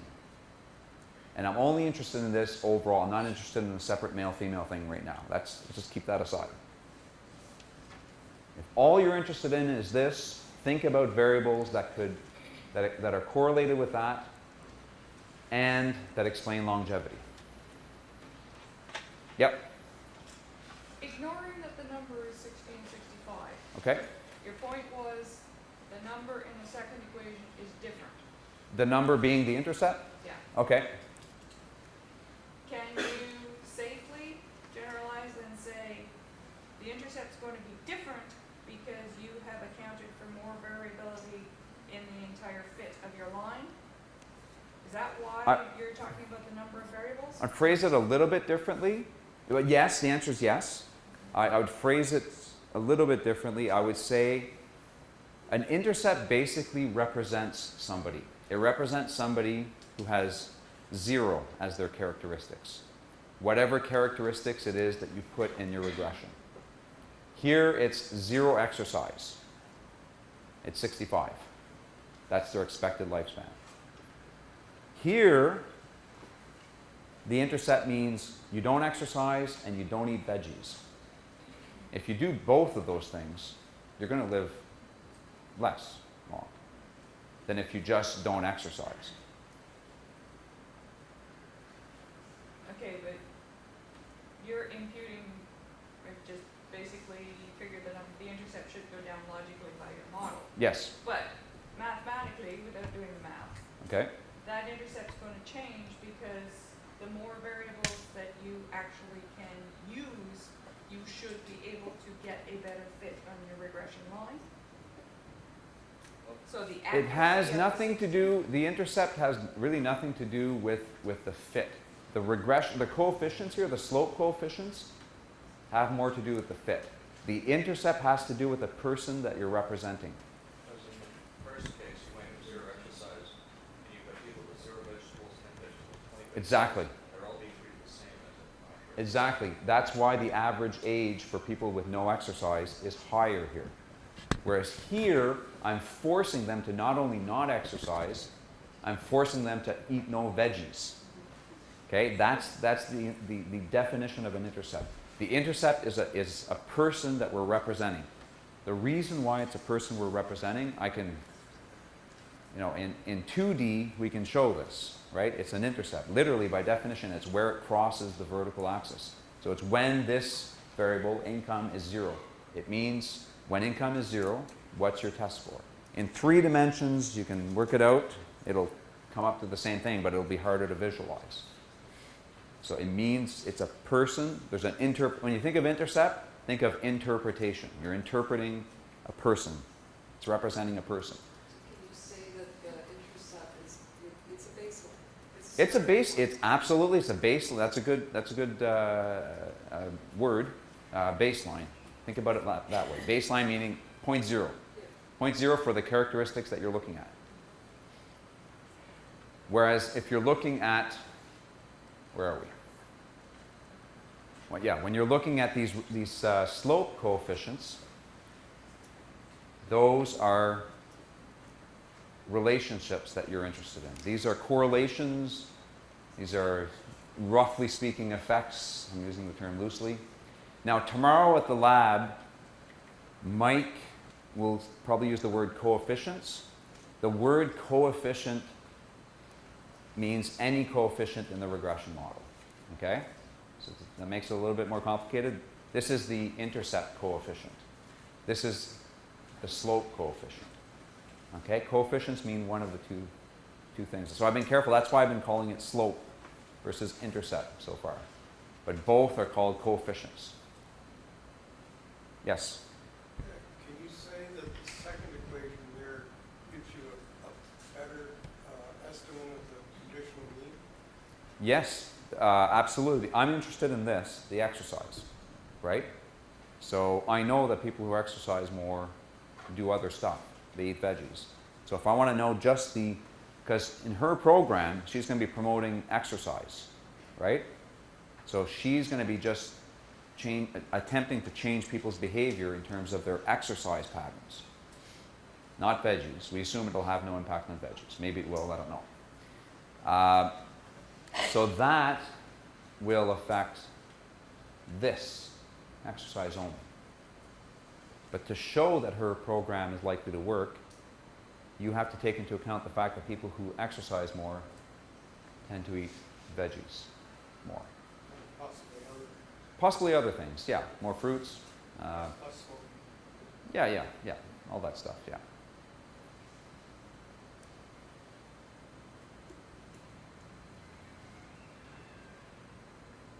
If you understand this stuff, you're miles ahead of a lot of people who pretend they know regression analysis and use it every day.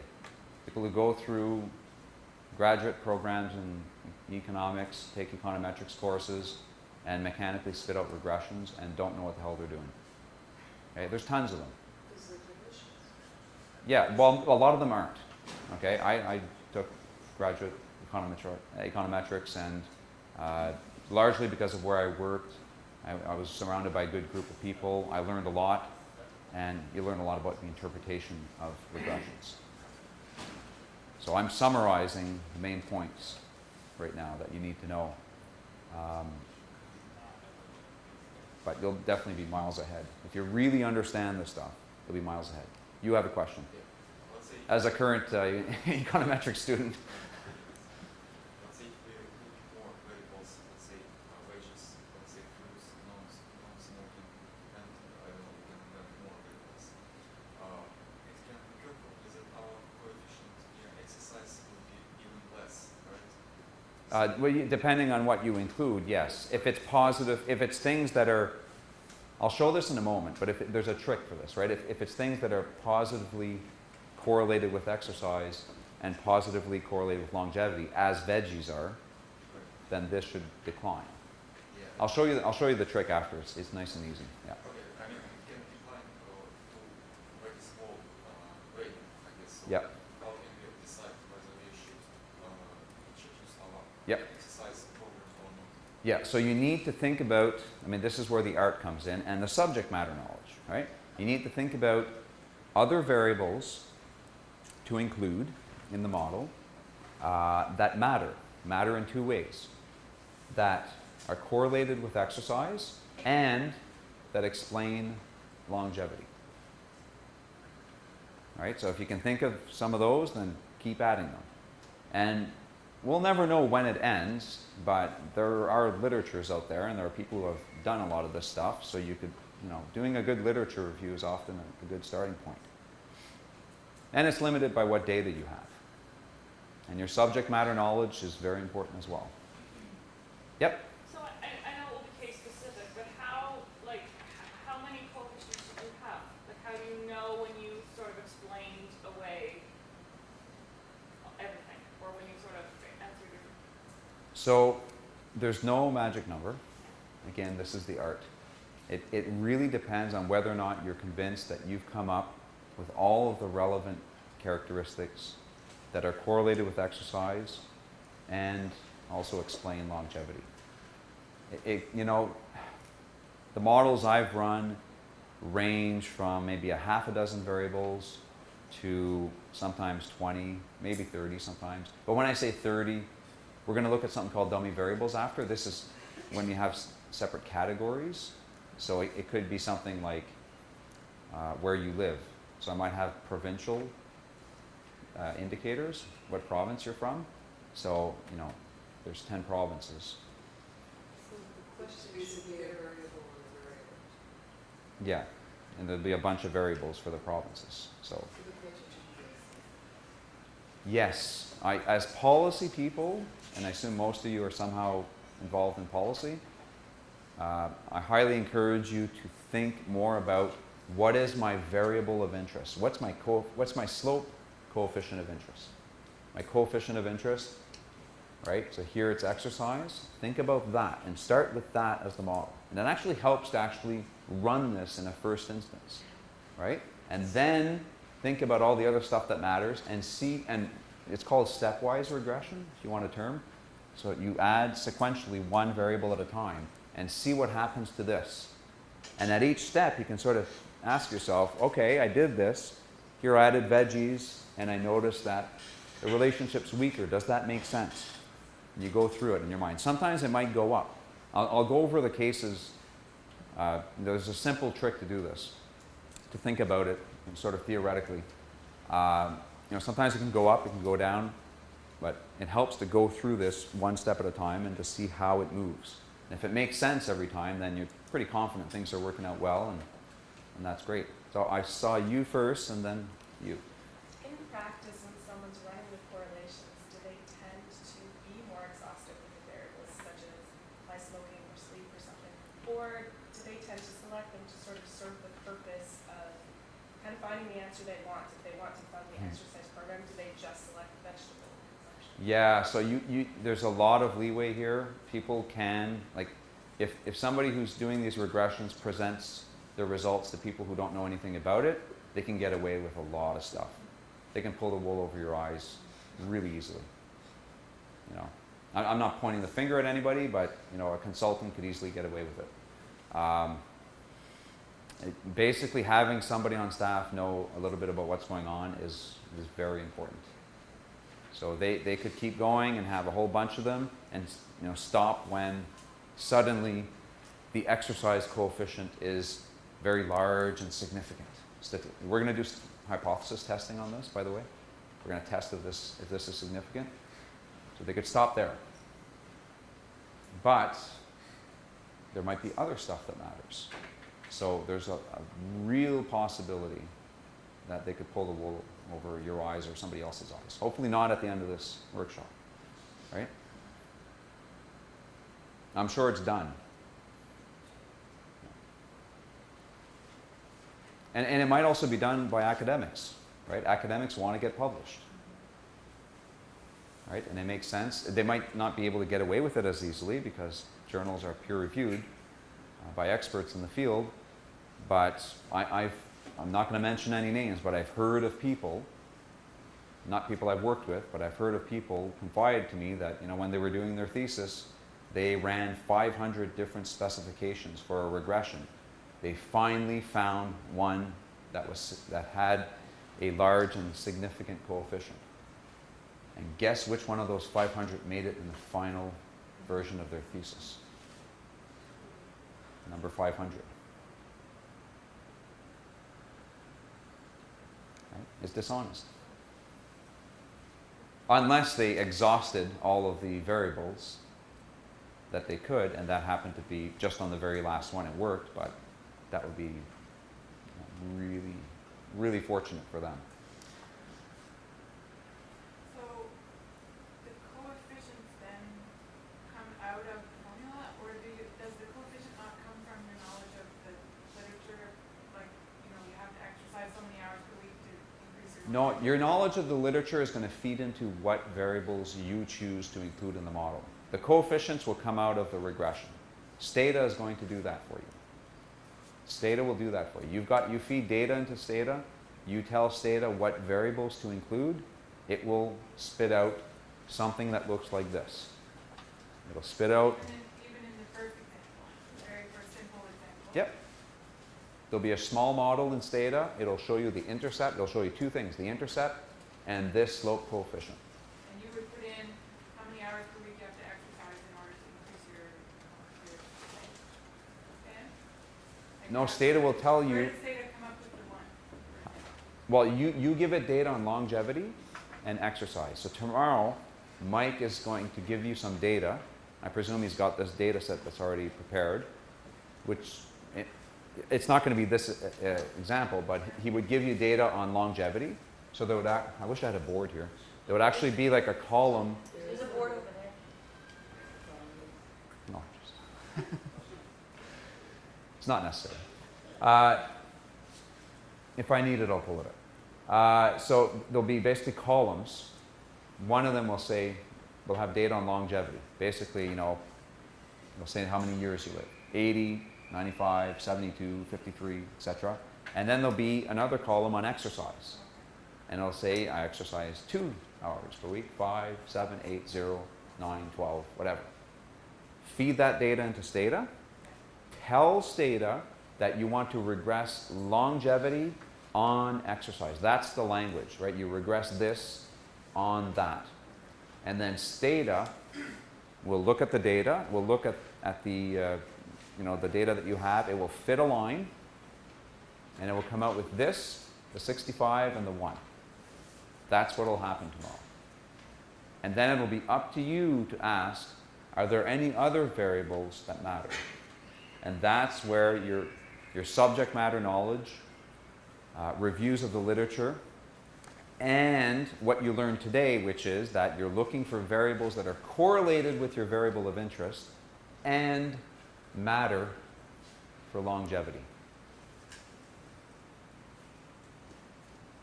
That's the key. And that's, if you do all that and you're able to find enough of those other variables, then you'll end up with a reasonable regression, a credible regression.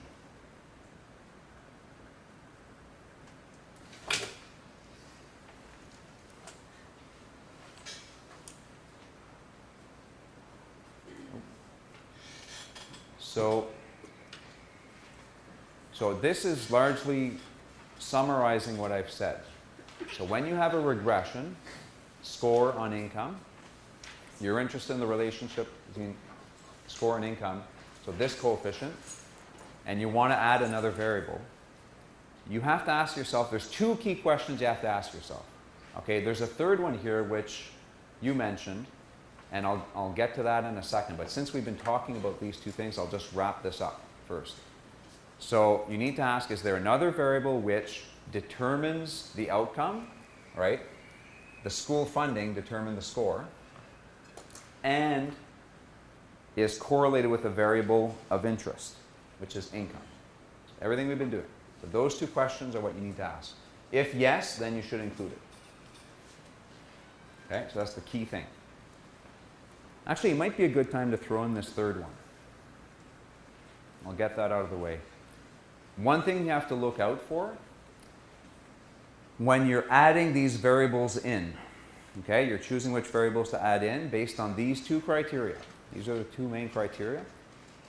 One thing that you may want to exercise care in adding, okay? You may want to add this, you may not, but it changes the interpretation of things.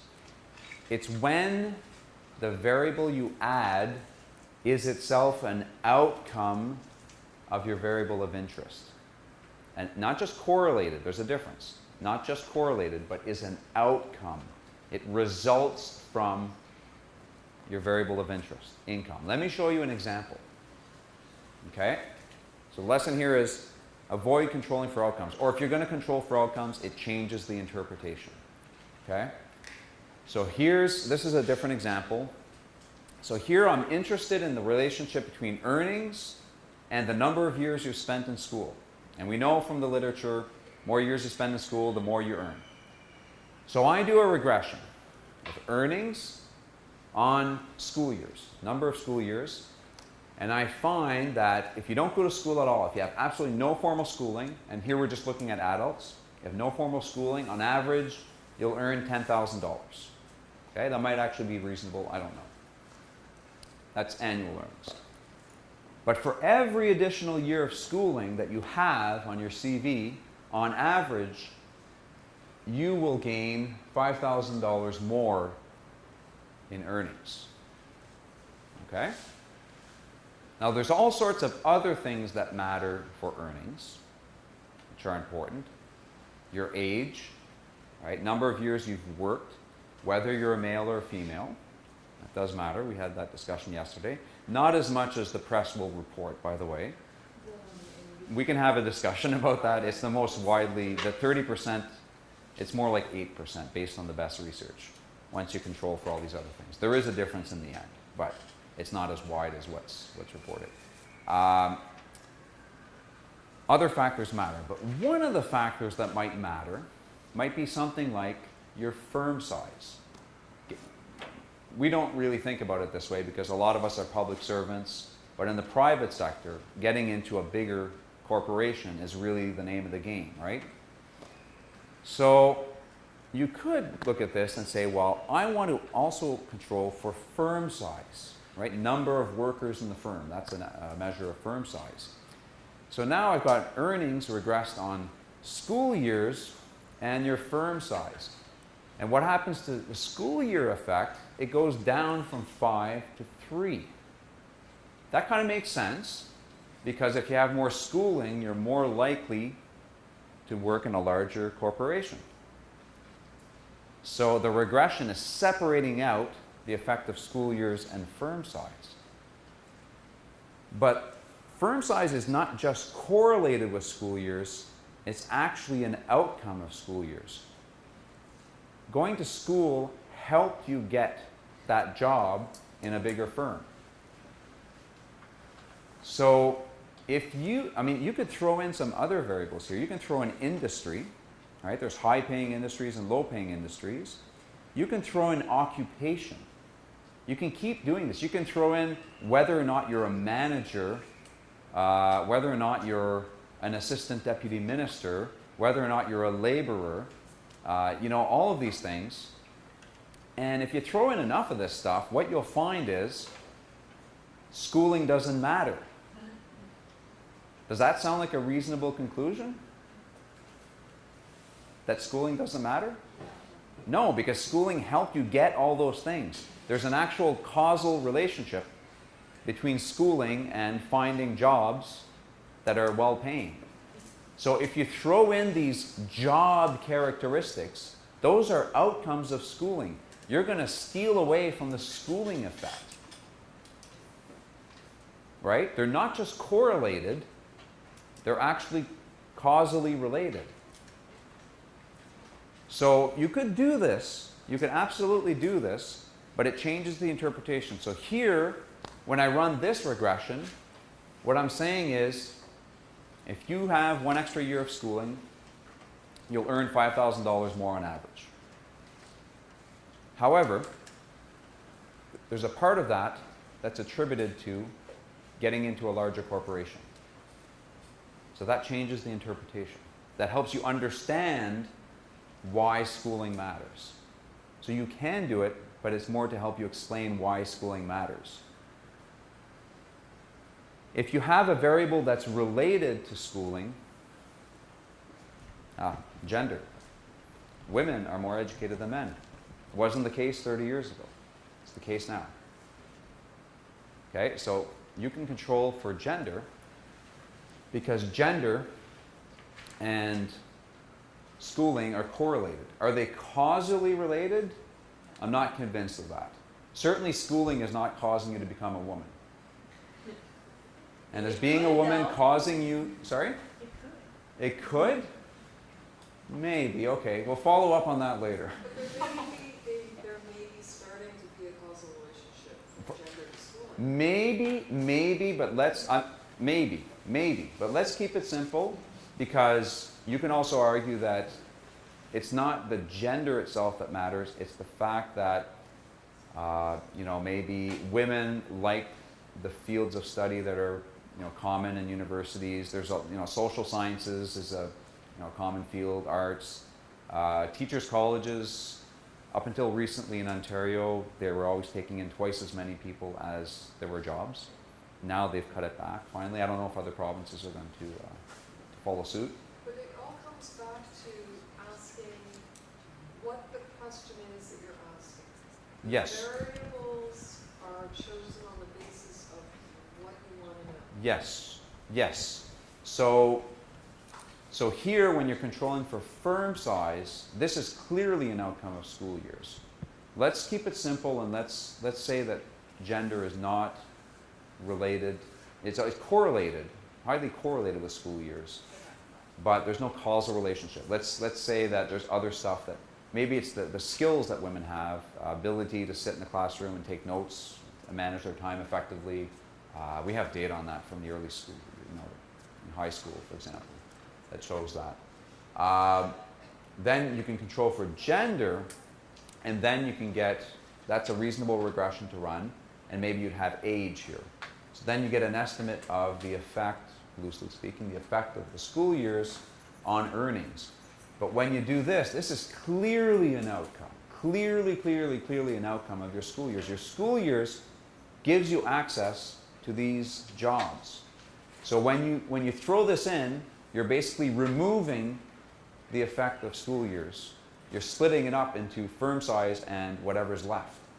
But then also, sorry to keep Yep, back yep. in, but then also that goes back to what we've been talking about in terms of doing environmental stands, because you just threw in another variable of age. Well, age and earnings, there's a huge relationship between age Yes, and earnings. yes. And you definitely want to include age in here. Right, so how you frame the question also is everything in all of this. Yes, you have to think about what it is you want to measure, what it is you want to estimate.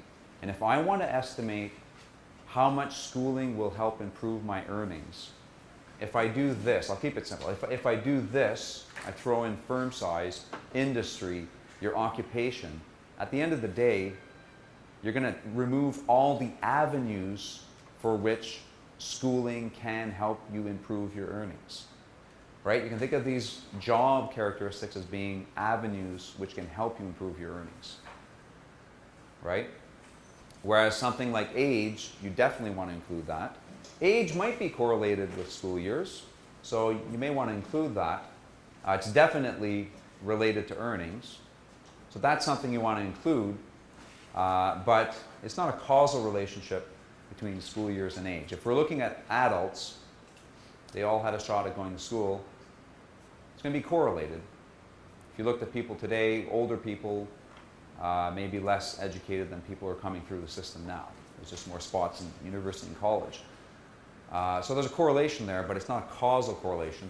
And it's not an avenue through which schooling helps you achieve higher earnings. It's not a specific avenue through which it does. Schooling helps you achieve higher earnings by getting better jobs. So once you control for the type of job you have, boom, you're going to take that effect away from the schooling effect. And then it'll seem like schooling doesn't matter that much. And somebody will say, well, it's not schooling, just get a better job.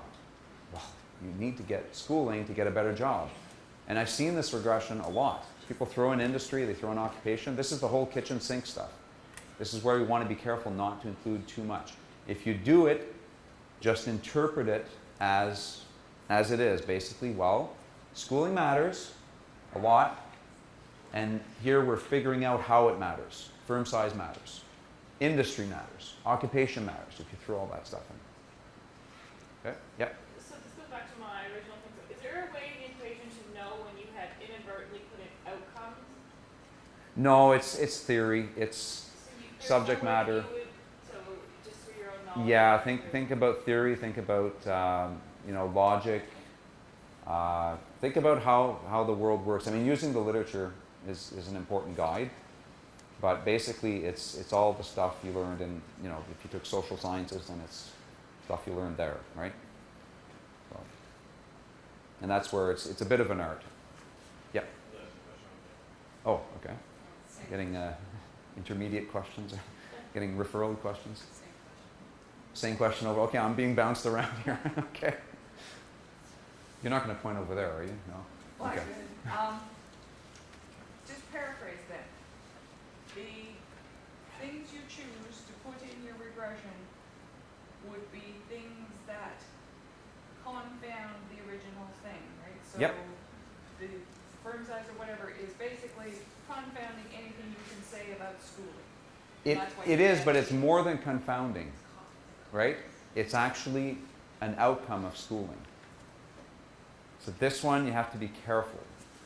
Okay, but for example, you could take that thing, your earnings is school years and firm size, and number of years you worked for the same firm, Sure. and what floor you're on, whether you get a window office or not, Yep. or all that stuff. Yep. They all confound and explain the school years Yes. to some degree. Yes. So the way you would interpret that then is to say, yes, firm size, your window office, and all that stuff matters.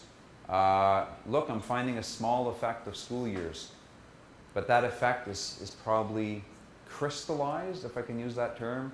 It's probably scattered among all these other things because schooling helped you get those other characteristics. Okay, so take whatever that basket is that school years and attaches and all of the things that you've now confounded as to explaining it. All those job characteristics, yeah. What about now you want to add something that's completely unrelated to school, such as my example yesterday about the neurosurgeon in Doketown. There's not going to be no income because there's no opportunity in Doketown. So how do you add something that's unrelated to school years but is important in earnings? Well, you would have a regional control variable. You would get information on where they live. But they are control variables. They're not explanatory variables. If what you're interested in is school years, so the neurosurgeon who has 27 school years or whatever it is, 28, you would have that, and then you would have a Boys Town indicator variable. But that would be like a binary something in there. It Yep. wouldn't be an explanatory. Well, it would be explaining earnings because maybe people in Boys Town earn less than people elsewhere. So that would control for the fact that they live in Boys Town. If you want to, we're sort of getting ahead of ourselves here because if you want to account for the neurosurgeon in Boys Town, you would have to have a variable that actually identifies neurosurgeons in Boys Town, right? And you may get 0 people. Maybe, I don't know. Right? If you don't have any data, then you can't do anything about it. But you could still account for Boys Town with some kind of variable that identifies Boys Town, and you'll see if Boys Town people earn less, you'll see a negative coefficient there. So I think you can do it. In other words, I don't think you can answer the question, just following up on our discussion yesterday, I don't think you can answer that question of what would a neurosurgeon earn in Boys Town. If you don't have any neurosurgeons in Boys Town, you have no evidence. What you could do is take it up a notch at the aggregate level and look at the relationship between earnings. School years maybe have variables that identify people with a graduate diploma, like a master's or PhD, and then account for whether you live in Boys Town or places like Boys Town. And that might, and then furthermore, interact those two things. We haven't done interactions yet, so we're a bit ahead of ourselves. But identify people with high levels of schooling in Boys Town. There might be a few of them in your data, and you might observe that they don't earn as much as highly educated people in other areas. But why don't we hold that off for the interaction section, because that'll be a lot better. But wouldn't you flip the question in that case? Then you want to know what explains the salaries of neurosurgeons. So it would be years of schooling, the size of the hospital, and whether or not they live in Boys Town. That would be a reasonable starting point, yes.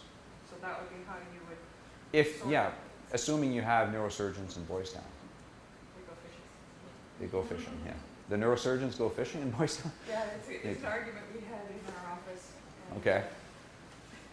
A fellow got referred to this neurosurgeon who actually practiced in St. John, but he went fishing, so he actually had consultations in Palm Chalet. Okay, all right. Okay, question over there.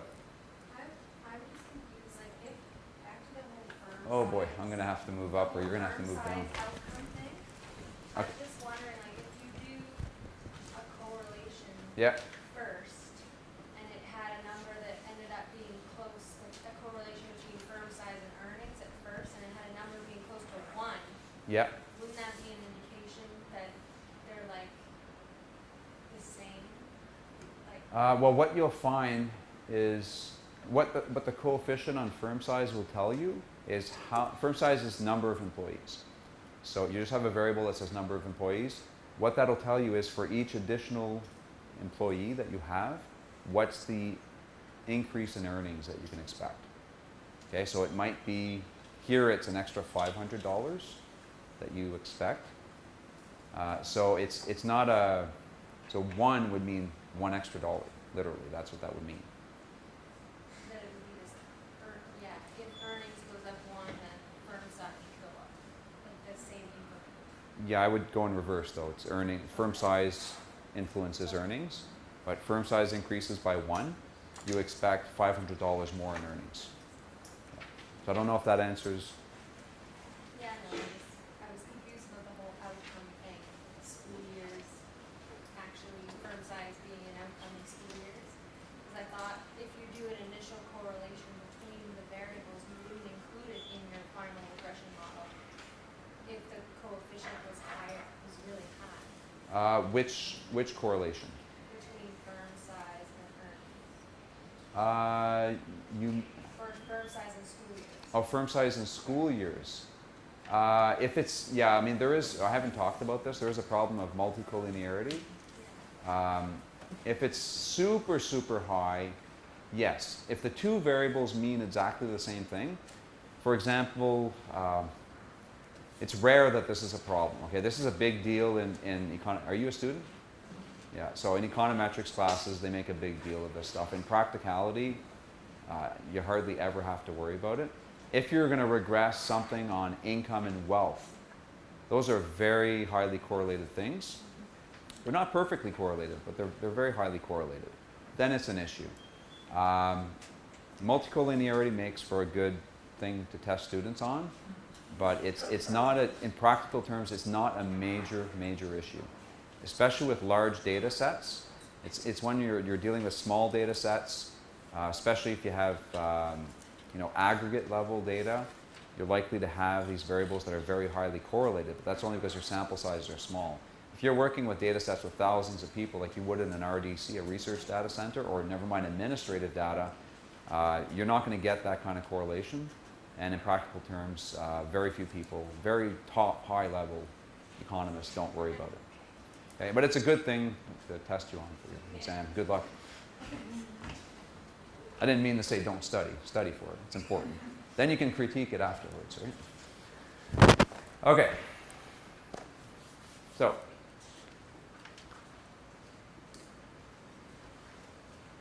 are we okay on controlling for outcomes? Key point is that it changes the interpretation. Don't be fooled into thinking that schooling doesn't matter if you throw in variables that are themselves a result of schooling. Right? That's my only point that I wanted to make. Okay? It's commonly done, so look out for that.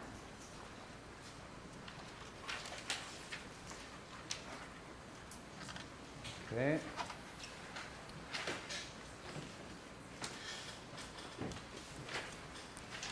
Oh, there we go. It's gone. Okay.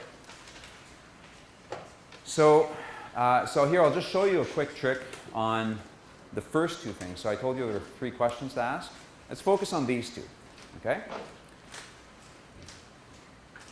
So let's just repeat the example we had, and then I'll show you another example. So when we're looking at child test scores, and we regressed it on income, we added school funding because we know that it's positively correlated with the test score, right? Schools that are better funded have students who perform better.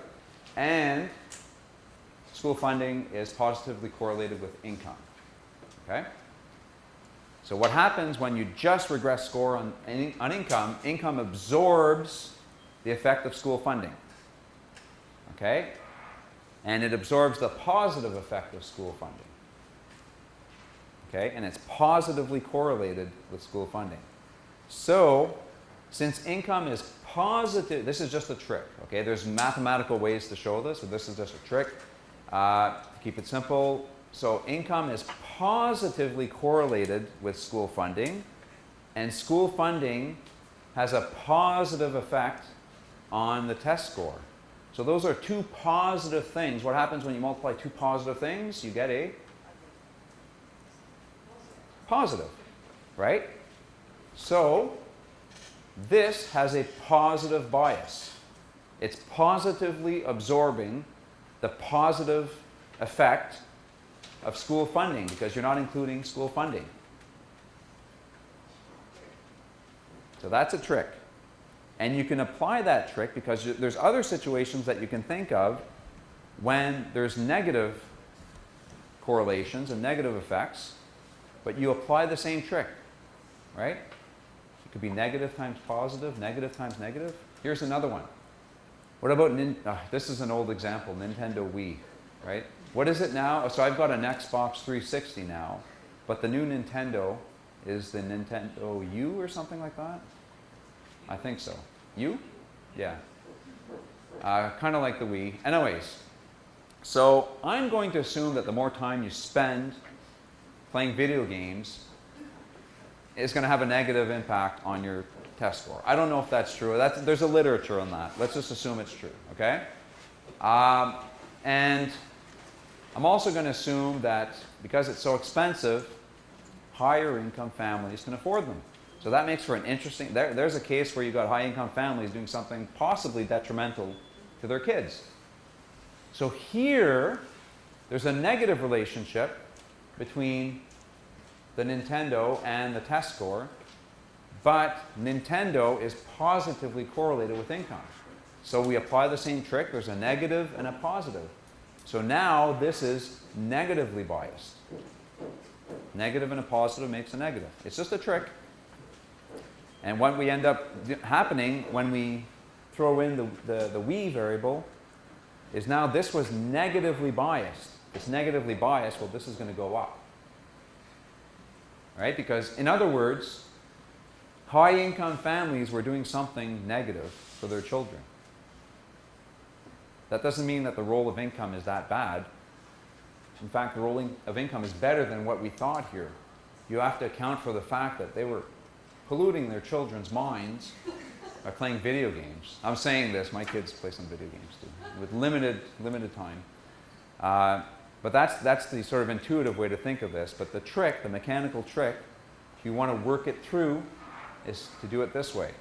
So if a consultant is showing you regressions and they're omitting some variables, and you want to think, okay, is there something that's missing here? Think about this. Think about the variables and their correlation with the variable of interest and how it affects the outcome.